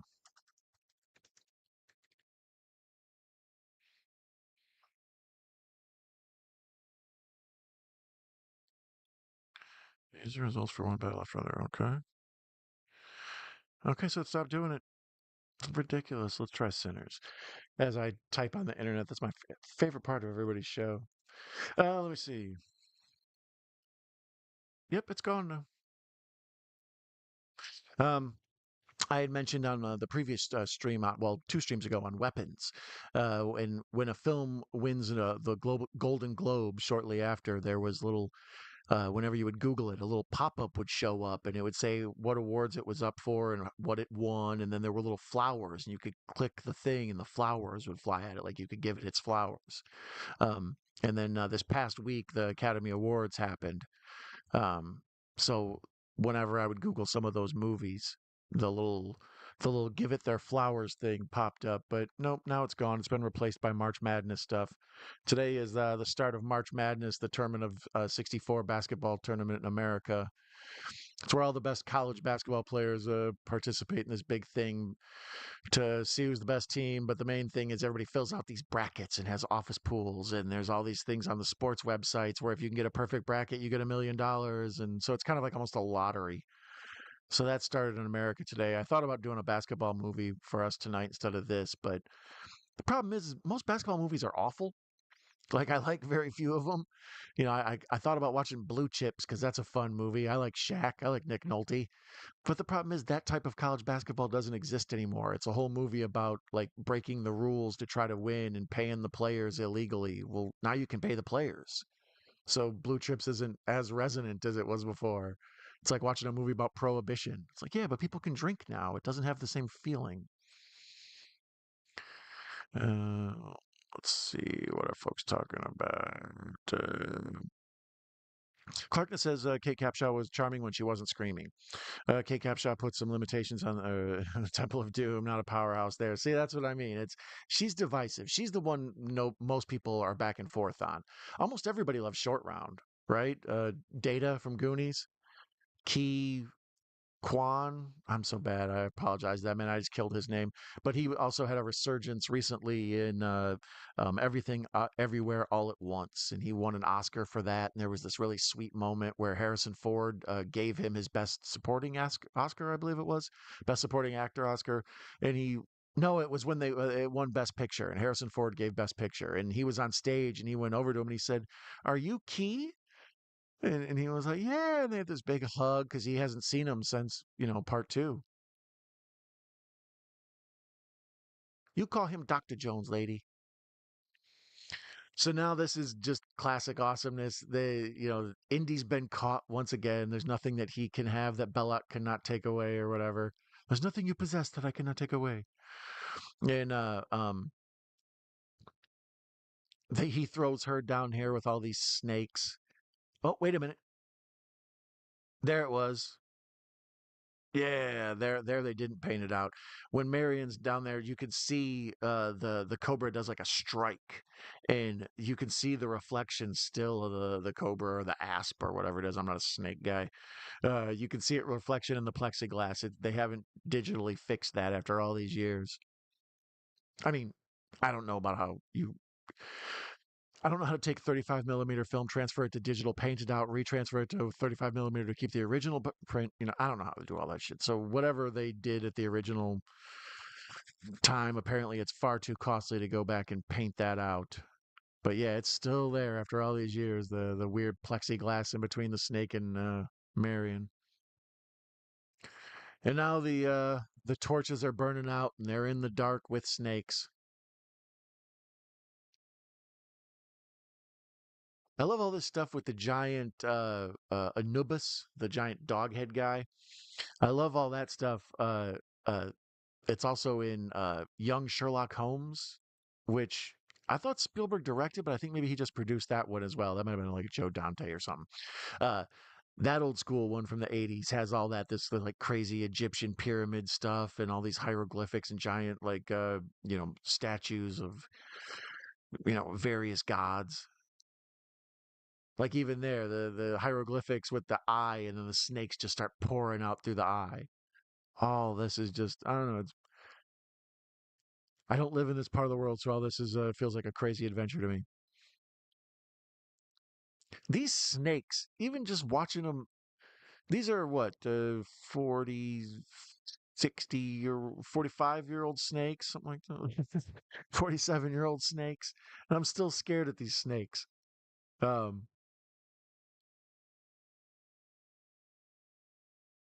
yeah, they fantastic job of just making this terrifying and gross. But here's the scene we were talking about earlier, where he pushes his way out of the tomb here, and then he ends up on this airfield, fights his bald Nazi. Patrick agrees the original trilogy is the best. Yeah, yeah, I'm a fan of the original three. The other two after that are take them or leave them. Karen Allen was kind of a babe. Yeah, Karen Allen, like I say, I have reason to believe this character in this movie, along with Princess Leia and a handful of others, that Linda Carter's Wonder Woman, just that like not a damsel in distress character has been something that is always find something I let me start over because I'm dumb again. It's always something I find attractive in women that I'm not a pushover weakling. I'll fight back, and by God, I might knock somebody out too. Just the fact that we meet her up front, just drinking dudes under the table, and she runs a bar in a part of the world that probably isn't safe for little ladies, but she's badass. And then all this stuff where she stumbles into the the hallway, the Well of Souls, I guess it is, with all the various skeletons and stuff. And this is all straight poltergeist too, right here. Poltergeist as well, I should say. Um, and then Indy rescues her. Just a quick horror scene. Just throw that in there real fast, just to break up the pacing of the story. Yeah, here's this scene. It's kind of half dumbass. He pushes this block, which there's no way one dude could push a block that heavy. Give me a break. You would need big old equipment to get that thing out. But he just pushes it out. And then he's just right on this Nazi airfield. We're going to take the car, we're going to take the Ark of the Covenant right down this hill and just put it straight on that plane. No point in doing anything else. Let's see here. Jurassic Park: Lost World is the only Spielberg movies I don't like. Uh, Lost World, that was mediocre. I mean, it's ultimately still a kaiju movie. It's giant monsters attacking stuff, and that's always cool to me, even when they're bad. Have you seen Duel yet? It's really good. Yeah, I went through a Spielberg phase for a while, trying to see most of his big hits, and Duel was one of the ones I tracked down. Um, I believe I own that one on disc as well. It might be a bootleg that I got. No, I think I own the real Duel actually. I saw in the documentary she was explaining that she did not know how to scream, and Spielberg made jokes about it on set, even with her. Yeah. Well, I mean, she's such a subdued character. Like she's in Starman, right? Or is that Brooke Adams? I always get Karen Allen, Brooke Adams, and Margot Kidder confused. Like if you catch me not paying attention, it can be interchangeable. So here's the buddy dude we were talking about before. He's living in this little like tiki hut. He comes out and sees a fight. He's just all excited, puts his shirt off. He looks like the freaking Pringles guy. I love your work. You look like you're on the front of the Pringles can. And this stuff with fighting right near the airplane propeller, I'm assuming this is some old like 1920s serial stuff. He's so happy to fight. He's like cracking his knuckles and grinning. He looks like an old timey weightlifter. He looks like a character from Family Guy or something. Like he has just the one strap and a barbell.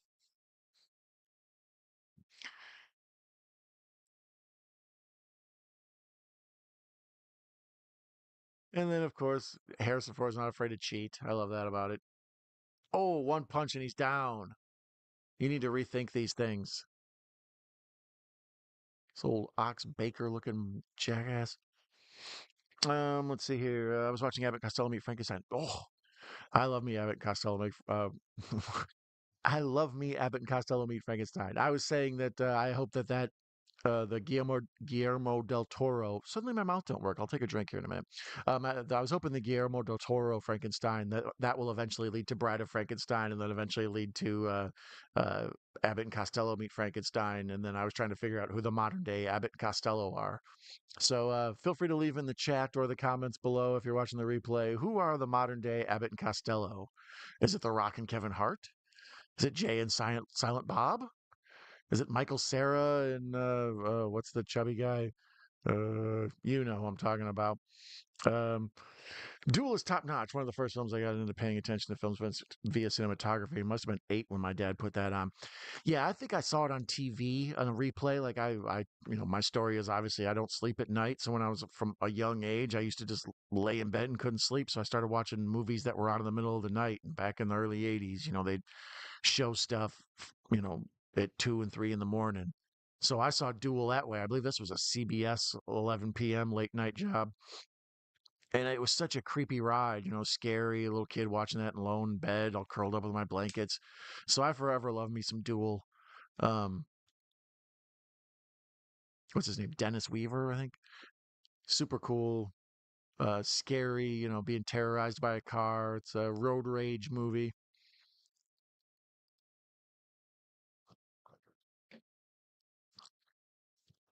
And once again, without being a damsel in distress, Marianne needs to be rescued. I think that's the beauty of her. She's not all like tied to the train tracks, like screaming and helpless. Like she's putting up a fight, but it's still situations she ends up in where it's like, oh no, Indy has to stop what he's doing to, make sure Marianne's okay. Except for that whole scene where he shows that the Ark is more important to him than her. That's why he leaves her with Belloq.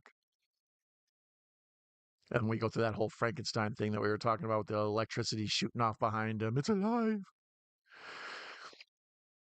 I don't know. He's beating up Bald Buddy pretty good, but yeah, in real life, there's no way. Although he does get his head chopped off here. And see, this is technically a kids movie. Like when I saw it, I was a little kid, and it's made for kids to have adventure. It's like Star Wars. It's for kids, but adults can enjoy it too because there's so much seriousness in it. And this part where he puts his face in a damn propeller and blood squirts everywhere. I mean, that's just as awful as anything in a horror movie. That's some brain dead stuff. Dead alive. Take your choice. And now there's an explosion, a bunch of fire. We've had a bunch of explosions and fire. We've had multiple people murdered, shot, stabbed, blown up, thought to be blown up, but it's PG. Another movie with them themes is Goonies, which is another Steven Spielberg film. Um, yeah, what is the deal with? Isn't that one Joe Dante too? That's what I mean. Spielberg produced so many that I never remember what actually extra isn't his. That's oh, that's a Richard Donner. My bad. Um, yeah, but Spielberg produced it. Same with Gremlins. For most of my life, I thought Spielberg directed Gremlins. Then later on, I found out it was like, oh, the guy from Howling did it. Okay. So here they're loaded. Since the plane has been destroyed, now they have to load the Ark of the Covenant onto the back of this truck. And that sets off a road race, like a car chase. Just perfection. We've gone from a fist fight. Now we're going to a car chase. We had a thing where he's fighting nature with these snakes. You know, we had the thing with the skeletons, a little horror in there. That's been like the last 10 minutes. This movie just manages to keep boom, boom, boom, like just one punch to the face after another. It never lets up. It's a Don Nichols says it's a thrill ride. See? How are the owlets? Well, thank you for asking. The little ones are perfect. They're on spring break this week. For those of you who would like to buy little Lily coming, preferably within the next month, but our newest baby is supposed to drop on 420, April 20th, that hotness. So if you'd like to, or I'm sorry, April 20th, 2026. I realize some of you are probably watching this in the future. Um, if you'd like to get the baby a gift, there's the link pinned at the top of the chat here is for gift registry to get the baby something. My awesome friend Horror Cat Dad got the baby Bouncy, which was very needed, and the golden book A is for Aliens, which is the xenomorphs. So the little Sigourney Weaver in there. So I read it to my daughter Mia already, and she loved it, but I had to keep her away from it so she wouldn't tear the pages out or nothing because she's a toddler. And then after that, I'm hoping to keep it forever because A is for Alien is awesome. So if you too would like to contribute awesomeness to the little one we have in the way, or buy some diapers or formula, or even some receiving blankets or nipples or whatever it is that's your thing, feel free to click that link that's there. I'll also pin it to the top of the comments like I did for the last video. That's where several folks who have gotten things found it. So thank you, Patrick, for setting me up for that commercial while this awesome fight happens. This is classic like car chase fight stuff. You jump on one vehicle, you crawl your way across the top like it's a train fight. You get into the car, you got to fight each other while you're still driving. The cars around you are starting to attack you. Like Spielberg's a master. I think that's part of the reason Kingdom of the Crystal Skull frustrated me too. Is there's just a straight rip off of this in that like. I mean, I guess there's a few scenes in Last Crusade that are kind of this same thing too. This same style car chase. What is going on? I'm hearing like weird bangs and thumping, so I'm hoping it's thunder, or otherwise, maybe my house is under attack by the Germans. But yes, I will tell them Uncle Patrick says hello. Little homeboy Night Owl Jr., Valentino, Davina, and Mia, the crew. Mrs. Night Owl was laying in bed trying to get Mia to fall asleep, so maybe she's in there watching as well. So hello, honey, I love you. All right. Well, I'm more of a Gremlins as I eat after midnight only. Yeah, that's what I call the two older kids, the Gremlins. Um, that's a Richard Donner movie, Horror Fairly. Yeah, yeah. Spielberg produced. That's the thing. Spielberg not only on top, as I mentioned before, not only just the directing, the producing. He's got all through the '80s. He dominates on that end of the aspect. You can argue who's the big act or who's the big star of the '80s, but you can't really argue anything other than Spielberg's kind of the king of, and that's an awesome era. You know what I mean? You're with Carpenter and um, Lucas and Donner and Blitzen and Vixen and Comet and Cupid. All of them, all the big reindeer. Yeah, no, that's a tough era to be in. Cronenberg and Coppola and some of the greatest filmmakers who ever lived were making movies in those eras. So here's another commercial, 1 minute and 30 seconds. So let's see where we're at now. We're half hour left. All right, cool. So we're a half hour away from the end of the movie, 31 minutes and 10 seconds to be exact. So I imagine really probably around 26 minutes. It is currently 3:39 in the morning while I'm recording this, and I thank you, however you're listening to this on podcast, YouTube. Those are really the main places. I don't put anything on Vimeo or Vio or whatever. So if you see me some other place that I'm not supposed to be, it's only YouTube. Twitch, I occasionally am on Twitch. But ever since StreamYard wouldn't let me simulcast, I'm not on Twitch as much anymore. Although I need to re-evaluate my whole streaming game. I need to get on OBS or one of them other things and figure out how to do all that, and I'd probably be a much better streamer. So check back always and find more shows all the time. Maybe I'll be a better streamer next time. Yeah, 59 says they have the rights through Lucasfilms. That's what I thought. It's a really funny VHS. I'm watching Jack and I'm trying to figure him out. I'm always watching THX, baby. Willow has a TV show. Yeah, the what do you call it? Disney Plus had it. I think they actually pulled it. I don't know. I'll have to double check at some point. But yeah, I don't believe. I think maybe Kilmer might be in it for episode, but I believe it's a Warwick Davis and I don't know whatever else. I heard nothing but bad things about it. Same with that Lord of the Rings show on Prime. I've heard nothing but bad things, so I've never got around to it.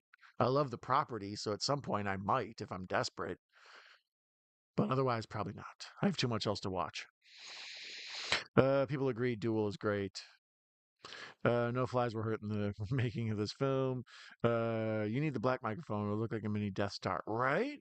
Well, that's what I kind of like about this. It's like a little BB-8 that I'm just yelling at all the time. Headed back to Abbott and Costello. Say, stay safe. Thank you, my friend Patrick. You have a good one, buddy. I'll catch you another time and say hi to the Paladin for me. Have a good night, Patrick. Yeah, short round data is magic again. And I will hire short round as a bodyguard. Totally. He got booty traps. They can't say that about the movie. They fly, cheetah. I want to dig up my old VHS of Raiders to see the snake plate. Oh, that was awesome. Did not know that. Yeah, it's still on this one. Like I said, when I was on a kid, I thought I remember it in a couple spots, but I could see it in two spots here. Their faces are so close to the snakes. You're like, how do you achieve that? And it's like, well, it's because there's a thin line of plexiglass, and a couple of times you can see the snaky reflection off to the side, like it looks a little ghost snake. Meanwhile, Spielberg massacres a child in Jaws. Yeah, Jaws is another what, PG? Is that one G? PG, right? Uh, that's one of the things. It's like, you know, back in the day before they had that PG-13 rating, there was so many. Yeah, Jaws is PG. There were so many movies that slipped through. Poltergeist is PG. When you realize Poltergeist is PG, you're like, how? Who let that happen? Somebody somewhere needs to be in trouble. You are bad. You're bad stewards of children, or whatever the hell you're supposed to be. Once again, he fought the big bald guy, the classic 1920s weightlifter guy from the back of the comic books, the circus weightlifter guy with the one strap. He fought him. Now he's fought a bunch of dudes on this moving car. Now he's punching some blonde-haired German guy. But it's been cool. He's worked his way up from vehicle to vehicle. You know who that is? That's Paul Hogan. Right? Crikey. No, he's worked his way up from vehicle to vehicle to get to the one with Belloq on the back. Once again, very video gamey before video games.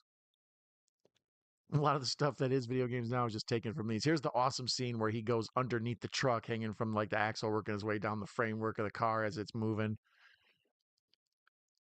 Like I mentioned before, the Howard Hawks thing. Three great scenes, no bad ones. Once again, another classic great scene. Him being pulled behind this truck by the whip. Let's see here. They put guns at kids in Jaws as well. Spielberg trademark. I would do that popularity list and then just start at the bottom. Yeah, that's what I mean. Use it for the worst. That's what I mean. You can't necessarily do it because it'll show all those things. I bet it does. Let's put Steven Spielberg, and then we'll do films and do popularity. Where's it at? Show me why you being a problem. Oh, now they're doing it a different way. Damn you. Oh, that was Steven Spielberg movies. That's why I screwed it up. You got to just do straight Steven Spielberg, right?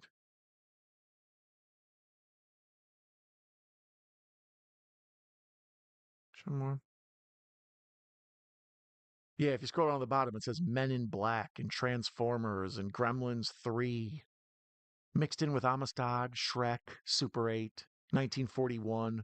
See, the stuff that he produced is all just jumbled together. A lot of these, like I say, the Fire Stick is bad with that. There's Sugarland Express. I never saw that. I watched it one night late, falling asleep, off and on, waking up, seeing bits and pieces. I don't feel like I ever gave it a fair chance. But Sugarland Express, I think a lot of people like. Empire of the Sun, I remember watching once in school.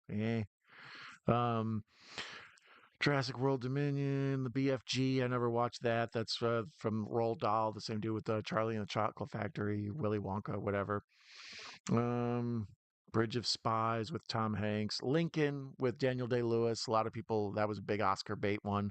We talked last time on Weapons about Oscar bait movies. There's just something about like these movies that they push compared to the movies that are actually big and important to real people.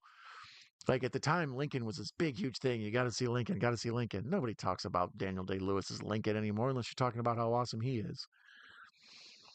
Yeah, there's Goonies, Poltergeist, Back to the Future, mixed in with Terminal and Minority Report.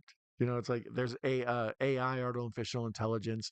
That was supposed to be a Kubrick project, and then Kubrick passed away, so Spielberg picked up all the pre work that Kubrick did, and um, him and Tom Cruise made that together. There's a weird thing where Kubrick and Tom Cruise got to be buddies for a while, and they did War of the Worlds and some of that other stuff.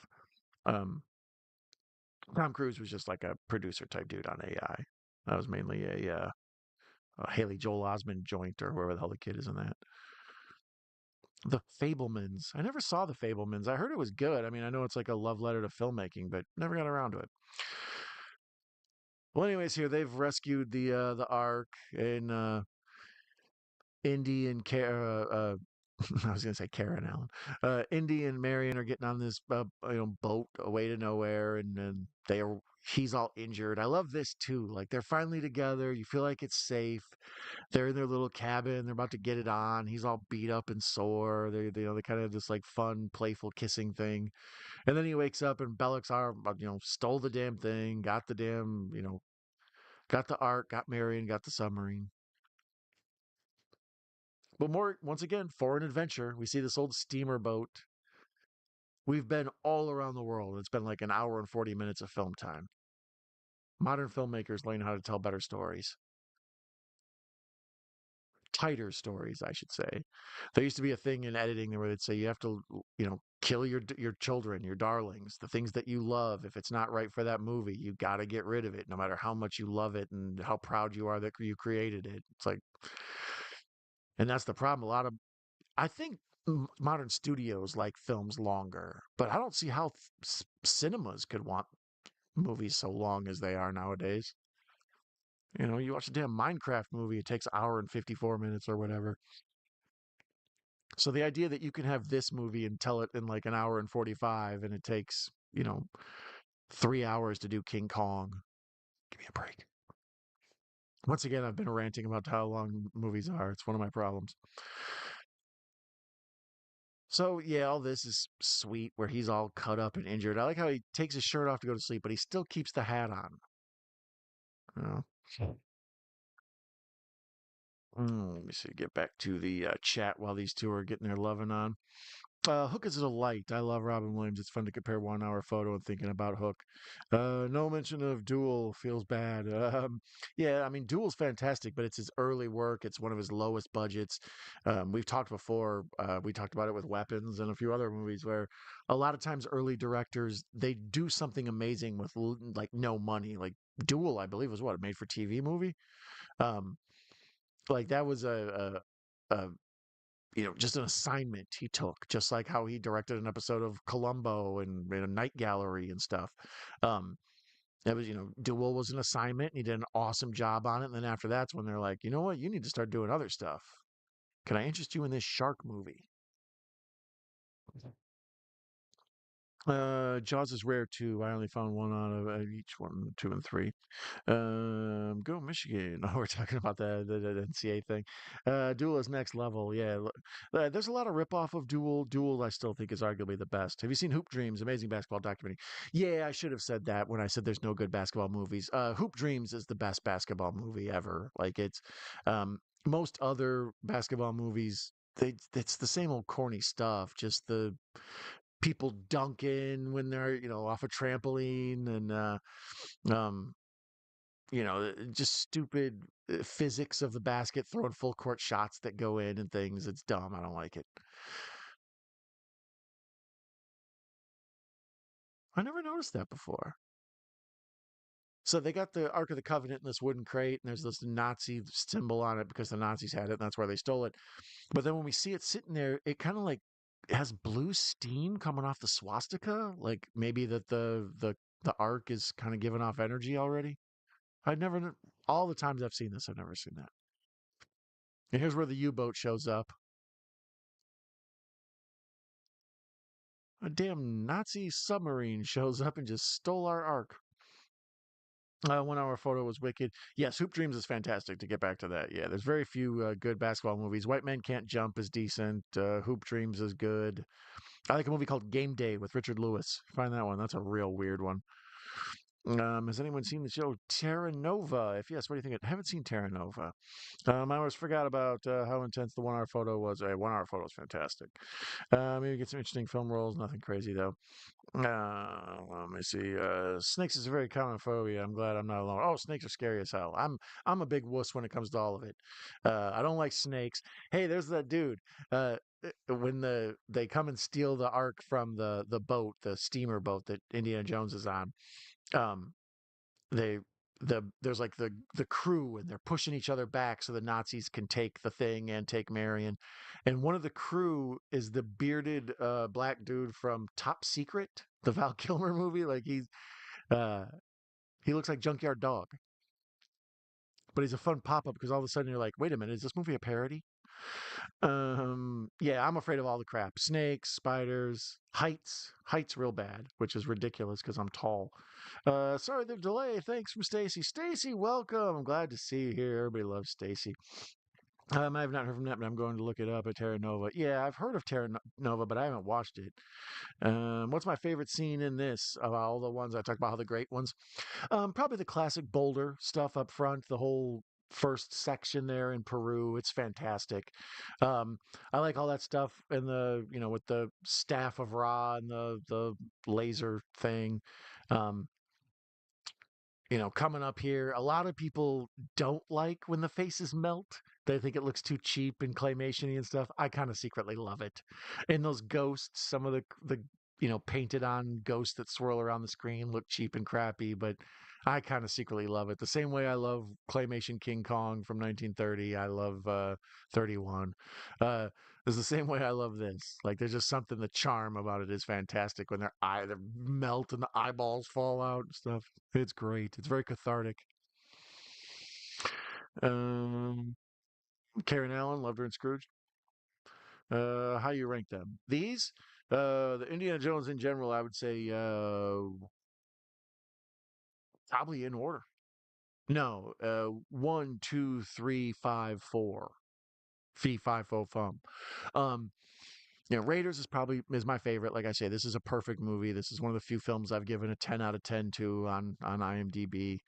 I saw like it's like a 96% on Rotten Tomatoes, so a lot of people kind of agree with me that this is kind of perfect filmmaking. At least it's classic, it's pre CGI. It's at the golden era of practical effects, and there's just so much. A lot of these movies from this era are some of my favorites of all time, primarily because I was a little kid when I saw them, so everything was more impressive. But this is just fantastic, and I love it.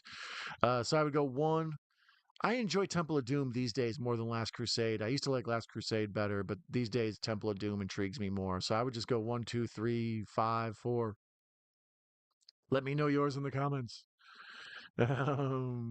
Stacy says she goes 2, 1, 3, 5, 4. Yeah, there you go. That's what I say. A lot of folks lately have come on with Temple of Doom. You're kind of in the same boat. Temple of Doom and Raiders. Um, Last Crusade. What did you guys think of the oh god, what's his name? Steven Johnson? Is that his name? Those mummy movies with Brendan Fraser that they made. They were very Indiana Jones-ish. They had a lot of that feel to it. Um, I enjoyed both of the two Mummy movies with Brendan Fraser more than I enjoyed uh, Kingdom of the Crystal Skull. Is that a hot take or is that fair? That seems fair for me. 1, 3, 2 for me. I don't count the others, right? That seems fair. 1, 3, 2. That was mine for a long time. Have you seen Carolyn Ghost in the Machine? I haven't. Howdy, Stacy. Yeah, Stacy's awesome. Stacy always got the best questions. Well, I'm a Pluto Nash fan. I hope that one endures. I didn't. I saw Pluto Nash once, and I saw why everybody said it was awful. But I would like to watch it again, just almost as a goof. So awesome. You like Temple of Doom the most? Acres, Monkey Brains, chill. The movie is epic. Um, yeah, I love all that. Where she's talking about maybe marrying the prince or whatever, and it turns out to be a little kid, and then she's all excited to eat, and then it's all this gross stuff she can't eat, and Short Round's like teasing her, like "You eat it, no, you eat it." Like that's all awesome stuff. I remember during the Poltergeist, the actress was worried about getting electrocuted in the pool, so Spielberg hopped in with her and said, "If you get her, then it's worth it for years." Yeah, Spielberg, from all accounts, he's a great director. He's super cool, easy to work with. It's a reason a lot of people work with him over and over again. Um, like I said, he's just fallen out of fashion in the last few years. Like his later years, I think people just sort of mix him in as just Spielberg. But I mean, I would argue he's probably surpassed Hitchcock. Him and Hitchcock are right there to me, sort of in that level. Hitchcock, him.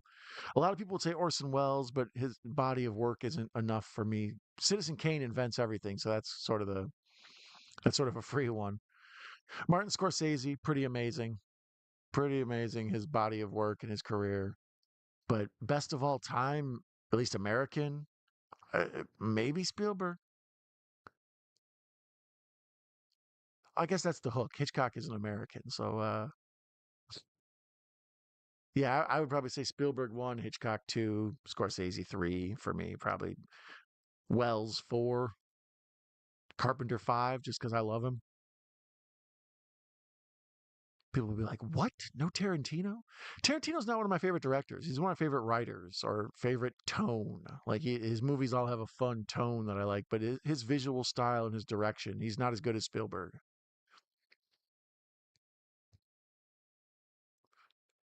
Marching these Nazis through these valleys and stuff. It's kind of ironic, the whole thing with the Jews having to wander through the desert. And now we got these stupid Nazis wandering through the desert. But this is so cinematic. Just these caves. Like, there's a reason they do it in Dune and they do it in Star Wars. Like, this is just straight up from Star Wars. I think that's the same valley that R2D2 gets captured by the Jawas in.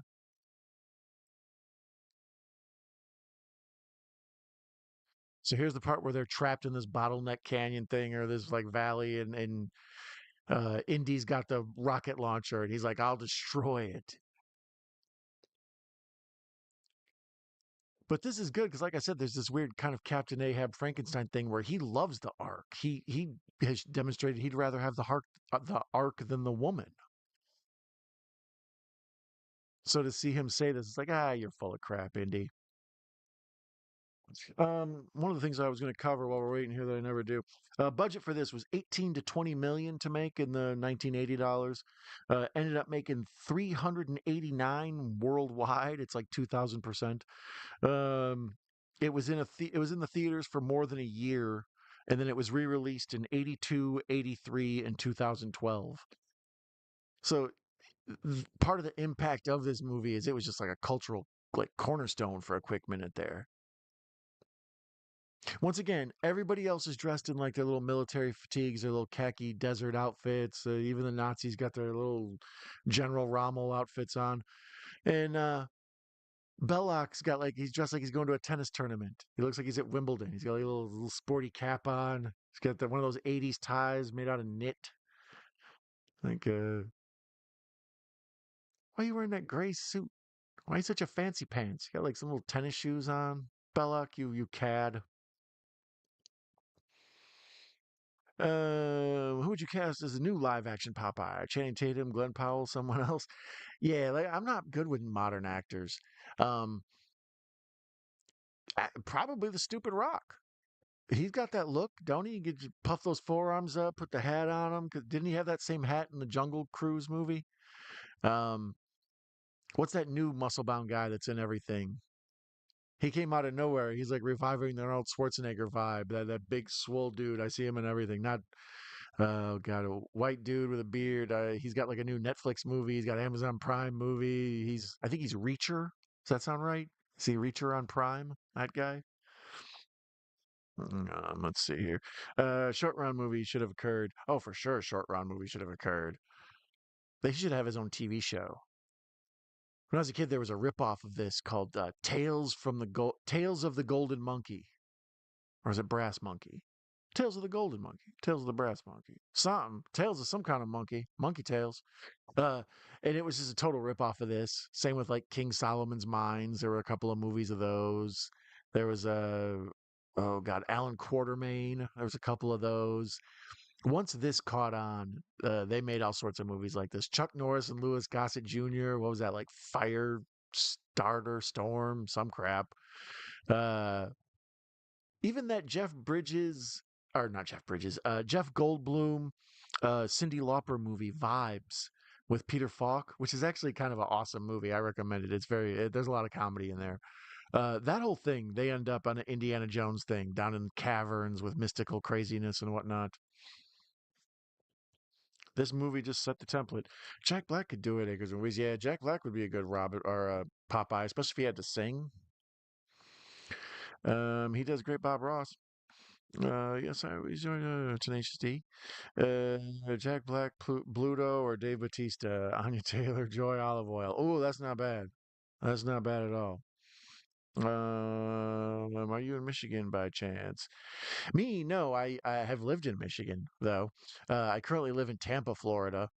Um, Previously, for a good 50 or 40 of the shows in my commentary playlist there, I lived in Wisconsin, Kenosha, which is in between Chicago and Milwaukee, right next to Lake Michigan. For a while, as a young man in my 20s, I was married and living in Michigan and near Grand Rapids. So I've, used to spend time in Detroit. Most of the time, I could go to sporting events or go to any shopping or whatever. I'd hit up Detroit. But so yeah, I think I lived in Michigan for 4 years, Wisconsin for 15, Illinois for like 15, and then now Tampa for like, or Florida, I should say, for I don't know, 2 years. I've been here now, year and a half, something like that. Which is weird because I'm a homebody and I hate to travel. What the hell am I doing moving around all the time? I need a nap, is what I need. So here's this dope part. I always love this too. The movie builds to this kind of crescendo, and Belloq's got his little stupid outfit on, like he's been dressing, like someone going to Wimbledon or sitting front row at the U.S. Open, and now he's got his little outfit on. You can tell it's magical. Katy Perry is olive oil. I might be into that. You go into Nepal. Did you have the Raiders Lost Ark board game? It was a massive map of various cards. Actually, I think I do remember it. It was too complicated because, like I said, when I saw this at first when I was a little kid, but I loved the action figures and the toys and the books and the audio cassette version of the movie and the comic books and all of it.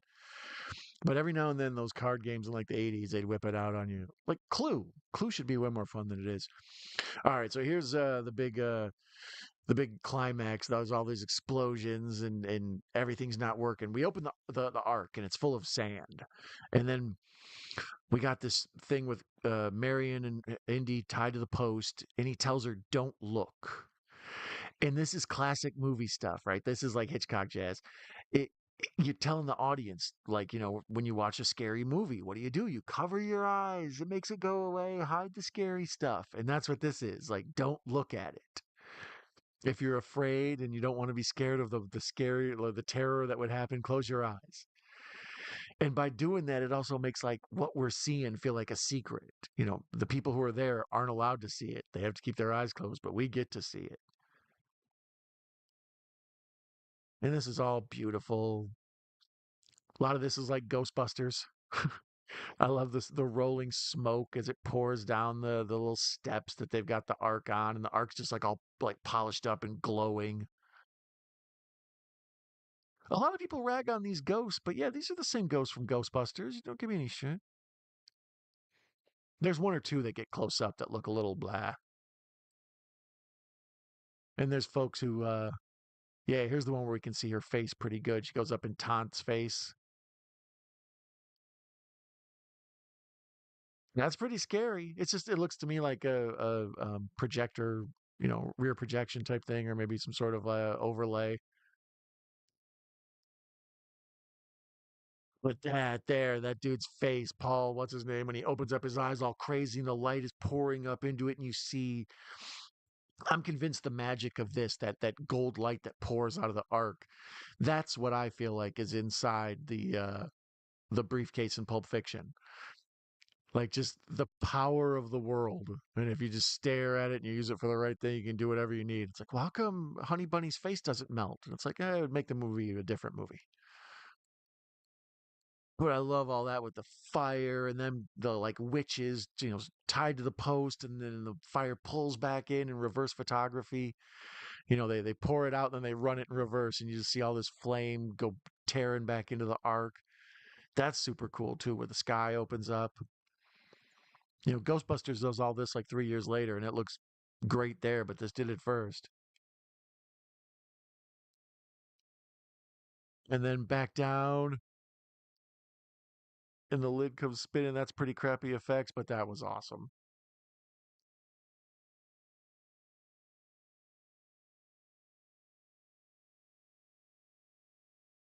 And I don't know how the ghosts untied them. Like the power of all that fire and stuff, it didn't burn up their clothes, didn't burn them, but it made the ropes that their hands were tied together with fall off. It's one of the unknown mysteries we'll never understand.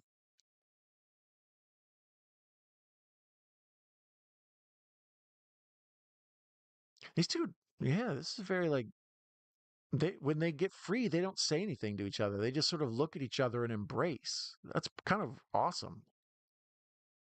There's no reason to have them talk and be like, "I'm so glad you're okay. I missed." No, they can just look at each other. So now we're back at the table. We're here with Marcus, what's his name, and the guy with the mustache and the cheeks and the pipe. I'm assuming these dudes are like CIA or some sort of government something or other. Henchmen who work for representatives or whatever. But yeah, this is where they're arguing about where the hell the ark is and how it has to be researched. And then we have the classic scene, the haunting ending where the ark is just trapped in this wooden box in a crate that no one's ever going to look at. That's part of the charm of this too. It's got like this treasure of the Sierra Madre thing. Like we've been going after this thing, and we have this treasure we're trying to get, and it just sort of fizzles away and blows away in the wind. It's not around. The adventure was just for the sake of the adventure. Nothing was gained. Uh, let me see here. Could Michael J. Fox have been Indiana Jones? The Rare Phoenix scenes or the other ones? I would have liked to see Michael J. Fox in that. Or who else were around that time? What was that, like early 90s? Christian Slater could have probably played that role at the time. If you did it now, it would be Timothy Chalamet. That guy's in everything. Club Paradise is a great Robin Williams movie. I am so far behind, guys. I'll try to catch up as fast as I am. There it is, Top Secret Army Intel. Just this wooden case, and they put it away, and then you just pan back and you see a whole world of adventures that have been had, and then no one's ever gonna know about it or anything. That just filed away and cataloged.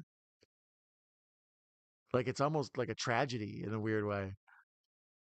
But that's so cool. It's like a Twilight Zone ending almost. But it also tells you that there are so many other adventures that we don't know about. What about people besides Indiana Jones? Who got these other boxes? I'm a visionary. See, I'm a visionary. Let me try to catch up with this as the credits roll. Dolly Grip, Colin Manning. Shout out to you. Uh, I hope Patrick is in good health. I don't follow his channel. Patrick, I don't know what he's doing. I would adopt short round acres. Yeah, I would adopt short round too. 59th free on YouTube. For sure. Do you use subtitles with viewing movies? I'm all the time now and I get used to watching them foreign films. Yeah, um oh okay, the auto start takes me right to Indiana Jones and the Temple of Doom, because of course it does. Yeah, I use the subtitles when I do this. Um and then because it's obviously stuff I've seen before. If I'm going to watch it here, this, as I mentioned, I saw it in the theater when I was a kid. I saw it at the drive-in on one of those re-releases that I talked about. I saw it on VHS. I saw it on cable. I saw it on DVD when the box set came out. I've seen it on here twice now because the baby, I put it on for her one time.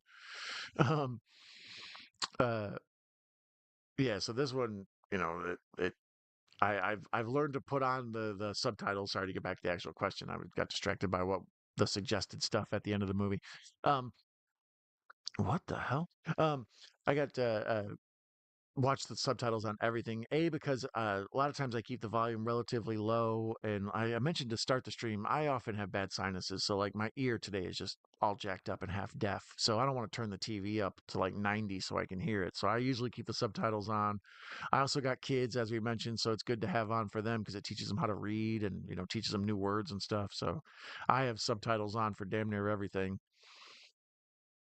Might be the dog man looking for scraps, or perhaps a chud looking for the next meal. Right? That weird thumping back earlier? I don't know what that was. I thought that was thunder, but it never started raining.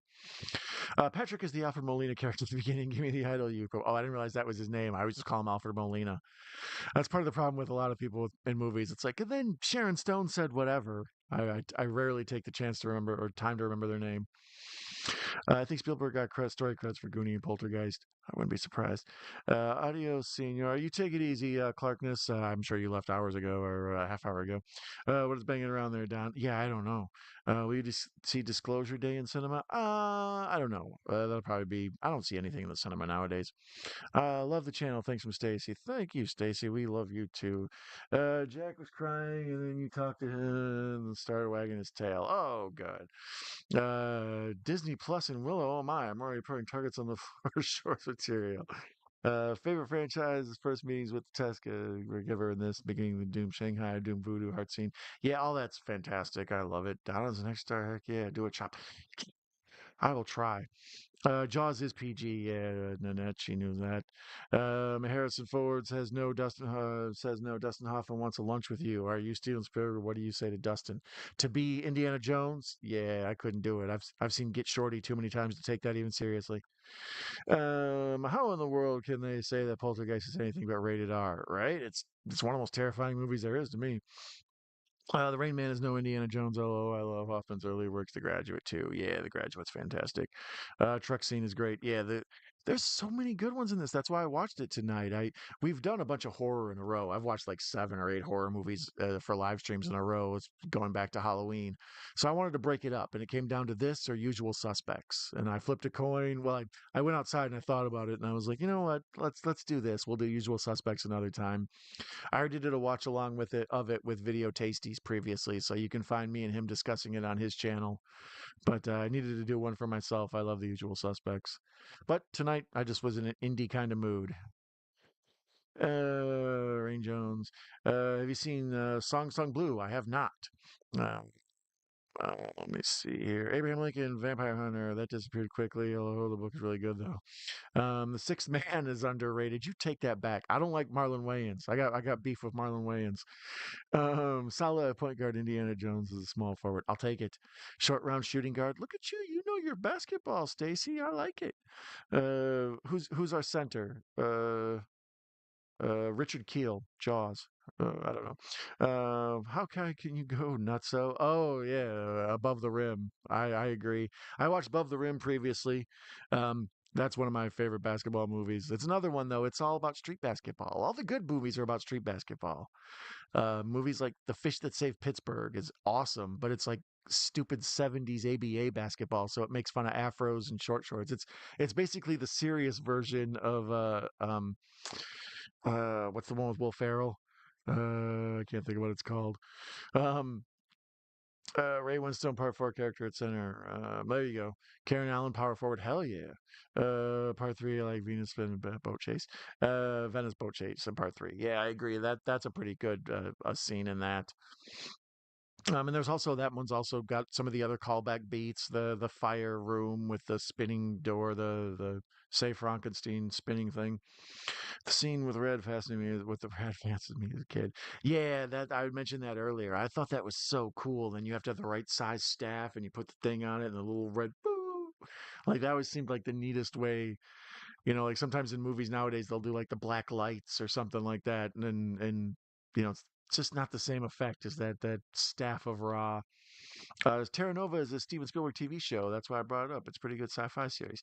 Is that one? It's got dinosaurs in it, or is that? I think I remember Terra Nova.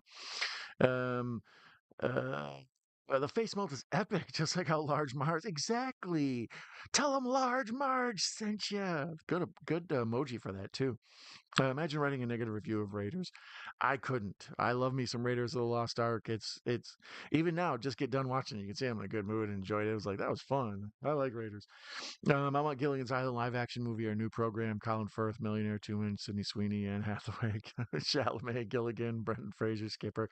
Um, as I mentioned before, me and Mrs. Nightowl frequently watch a series when we're trying to go to sleep. So the current series du jour that we've been banging out is Lost from the early thousands.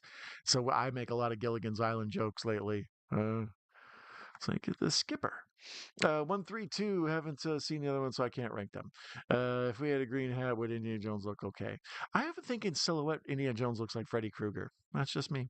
I like the two Mummy movies, but I don't like the third one with Brendan Fraser. Yeah, the first two movies are good, and then there's the third one, the one with the Scorpion King or whatever. I don't know. His own favorite movie of his is E.T. E.T.'s was when I was a kid. I loved E.T. E.T. made me cry as a little boy when he dies. Spoiler alert! And then comes back like, oh boy. Um, but Spielberg was good with he did a lot of good family stuff. The family in E.T. is very believable, and the family in Poltergeist very awesome. Scorsese comes close to Spielberg for sure. Mean Streets, Taxi Drivers, Raging Bull, etc. That's what I mean. Scorsese's body of work, but Spielberg's ability to be mainstream and make as much money off of those great films too. Like Scorsese's pretty much for adults or pretty much for people who like crime dramas. Like I love a good crime drama, but there's some people who just aren't into that. Orson Welles, Their Trial is my top film presently. Yes, they made it difficult for Welles in Hollywood. Yes, Tarantino is already the best. Yeah, I mentioned earlier places I had lived, and I mentioned Kenosha, Wisconsin, birthplace of Orson Welles. Um, so yeah, I'm a big Wells fan. Citizen Kane, we're gonna have to watch on the channel sometime. It'll be one of my least watched or least viewed videos I do, but it's an important movie to watch. Just every frame and every setting, like setup, is just fantastic. The lighting, the way they hit the microphones and the cloth ceilings, like so much of film awesomeness today just owes a check to Citizen Kane. Would you be surprised if I said most of my favorite directors are horror movie directors, but I do enjoy Steven Spielberg movies? Well, I'm, clearly with all those live streams I've been doing lately, if they're all horror, obviously I'm a horror guy too, and I love, all of them. Um, Carpenter's probably my favorite director of all time, but Spielberg, like I say, may be the best director of all time. Um, Dogman Country, Wisconsin, or it really used to be. Yeah, yeah. I think when we first met, I told you I was out surveying Bray Road looking for the Dogman. Dogman also is in Michigan too. For those of you who aren't familiar, the Dogman is basically a werewolf. It's an upright walking human with a dog head. So rather than go looking for Bigfoot, some places have dogmen walking around or dog people. No reason to be sexist. Clue is so good. Movies are not made like that anymore. Christopher Lloyd, genius usual. Yeah, I love Clue. We'd have to watch that on the channel sometime. Clue, the game itself, not very fun. It's okay, the board game, but the movie, so good. Michael McKean and Christopher Lloyd and just everybody that's in there. Um, Lee Ving, the old punk rock dude who plays Mr. Body. Shout out to him. South Park did a beautiful remake of this scene. Yeah, Clue is a funny movie. Yeah, I love me some Clue. I think Indy's look was inspired by Bogart and Treasure of the Sierra Madre. Yeah, I think I mentioned that in front. Um, yeah, like when that's one of the things. Spielberg and George Lucas and a lot of modern day filmmakers, they're a lot like rappers. Like, if you see this and you don't know where the original source material that they're aping, or even somewhere, in the case of rap, a lot of times just taking the beat from, like they remix popular old things to make new stuff. So these guys did old serials, old Zorro serials and Flash Gordon. Star Wars is just Flash Gordon. Um, this is Zorro and Lone Ranger and a variety of other ones. But those other movies that we mentioned are mixed in. The Treasure of the Sierra Madre is sprinkled in there, and Gunga Din and in part two, as we talked about. My goal is to have a room full of VHS like the ending of this film. Yeah, right? I'd be down. Alio Sr. Was quoting Molina character. Oh, that one. I thought you meant you were taking off for the night. And then when he throws the whip, he's like, throw me the whip, I'll throw you the other. I'll throw you the other, I'll throw you the whip. That's my best Alfred Molina. Except for the time I could grow robot spider arms. He was crying because you wanted to take him to bed, Don. Oh, well, yeah, that's how men are. Video Tasties, love his pal Attic. Yeah, I forgot all his shits in pal. For those of you who don't know, America and Europe work on different broadcast signals. So NTSC is like the American or the American one, and then PAL is the overseas one. I always remember because it's our pals overseas. So yeah, Gareth's video collection is all in unwatchable form to me. I agree with Wayne's Broski. Living Color was good though. I see. That's the thing. Weigh-ins are very complicated for me. I like what's it called? I'm gonna get you, sucker.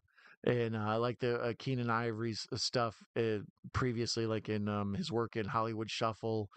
So I'm a big Keenan Ivory and Damon Wayans fan. But then when you get to the next generations of Wayans, and it's Marlon and Sean and all them, I don't like them Wayans.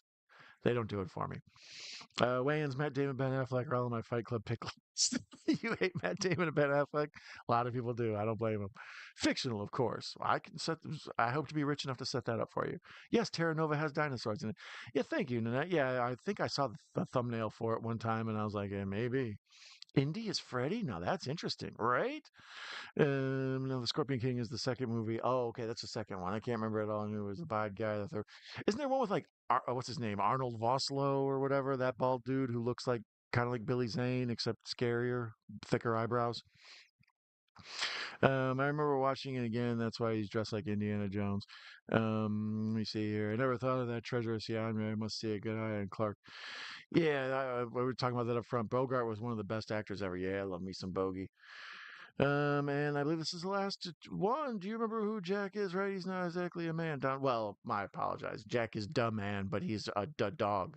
Uh, I love. Actually, my favorite is when Bones would sometimes check into his own show or other shows as Angry Jack, and he would have his little thumbnail as Jack growling. That guy is in both in the first and the second Mummy movies. The Arnold Vosloo or whatever. Anyways, it's past 4:20 a.m. on Eastern Time, 4:21 to be exact, on Friday, March 20th. So thank you for watching Indiana Jones and the Raiders of the Lost Ark, or just Raiders of the Lost Ark, as I would call it. All the folks that dropped by and hung out, I appreciate you so much. We talked about a ton of stuff. Hope you'll join me next time. I believe. Yes, Brennan is amazing, and though Scorpion King was a bit more action based with The Rock. Yeah, I agree. Clarkman says, thanks for the stream. Nice to see you again. Thank you for hanging out, Clarkness. I appreciate you, buddy. It was nice to have you here. Um, I hope you'll join me again next time when I do something else. I'm overdue for the usual suspects. I still got to do Dog Soldiers. I owe you guys a damn werewolf movie. Damn full moon, next full moon will be out by the time I get around to it. Anyways, I love you very much. Thank you for joining me. You're all awesome. You're amazing. You are the wind beneath my wings. I wish all of you green grass and high tides forever. Adios.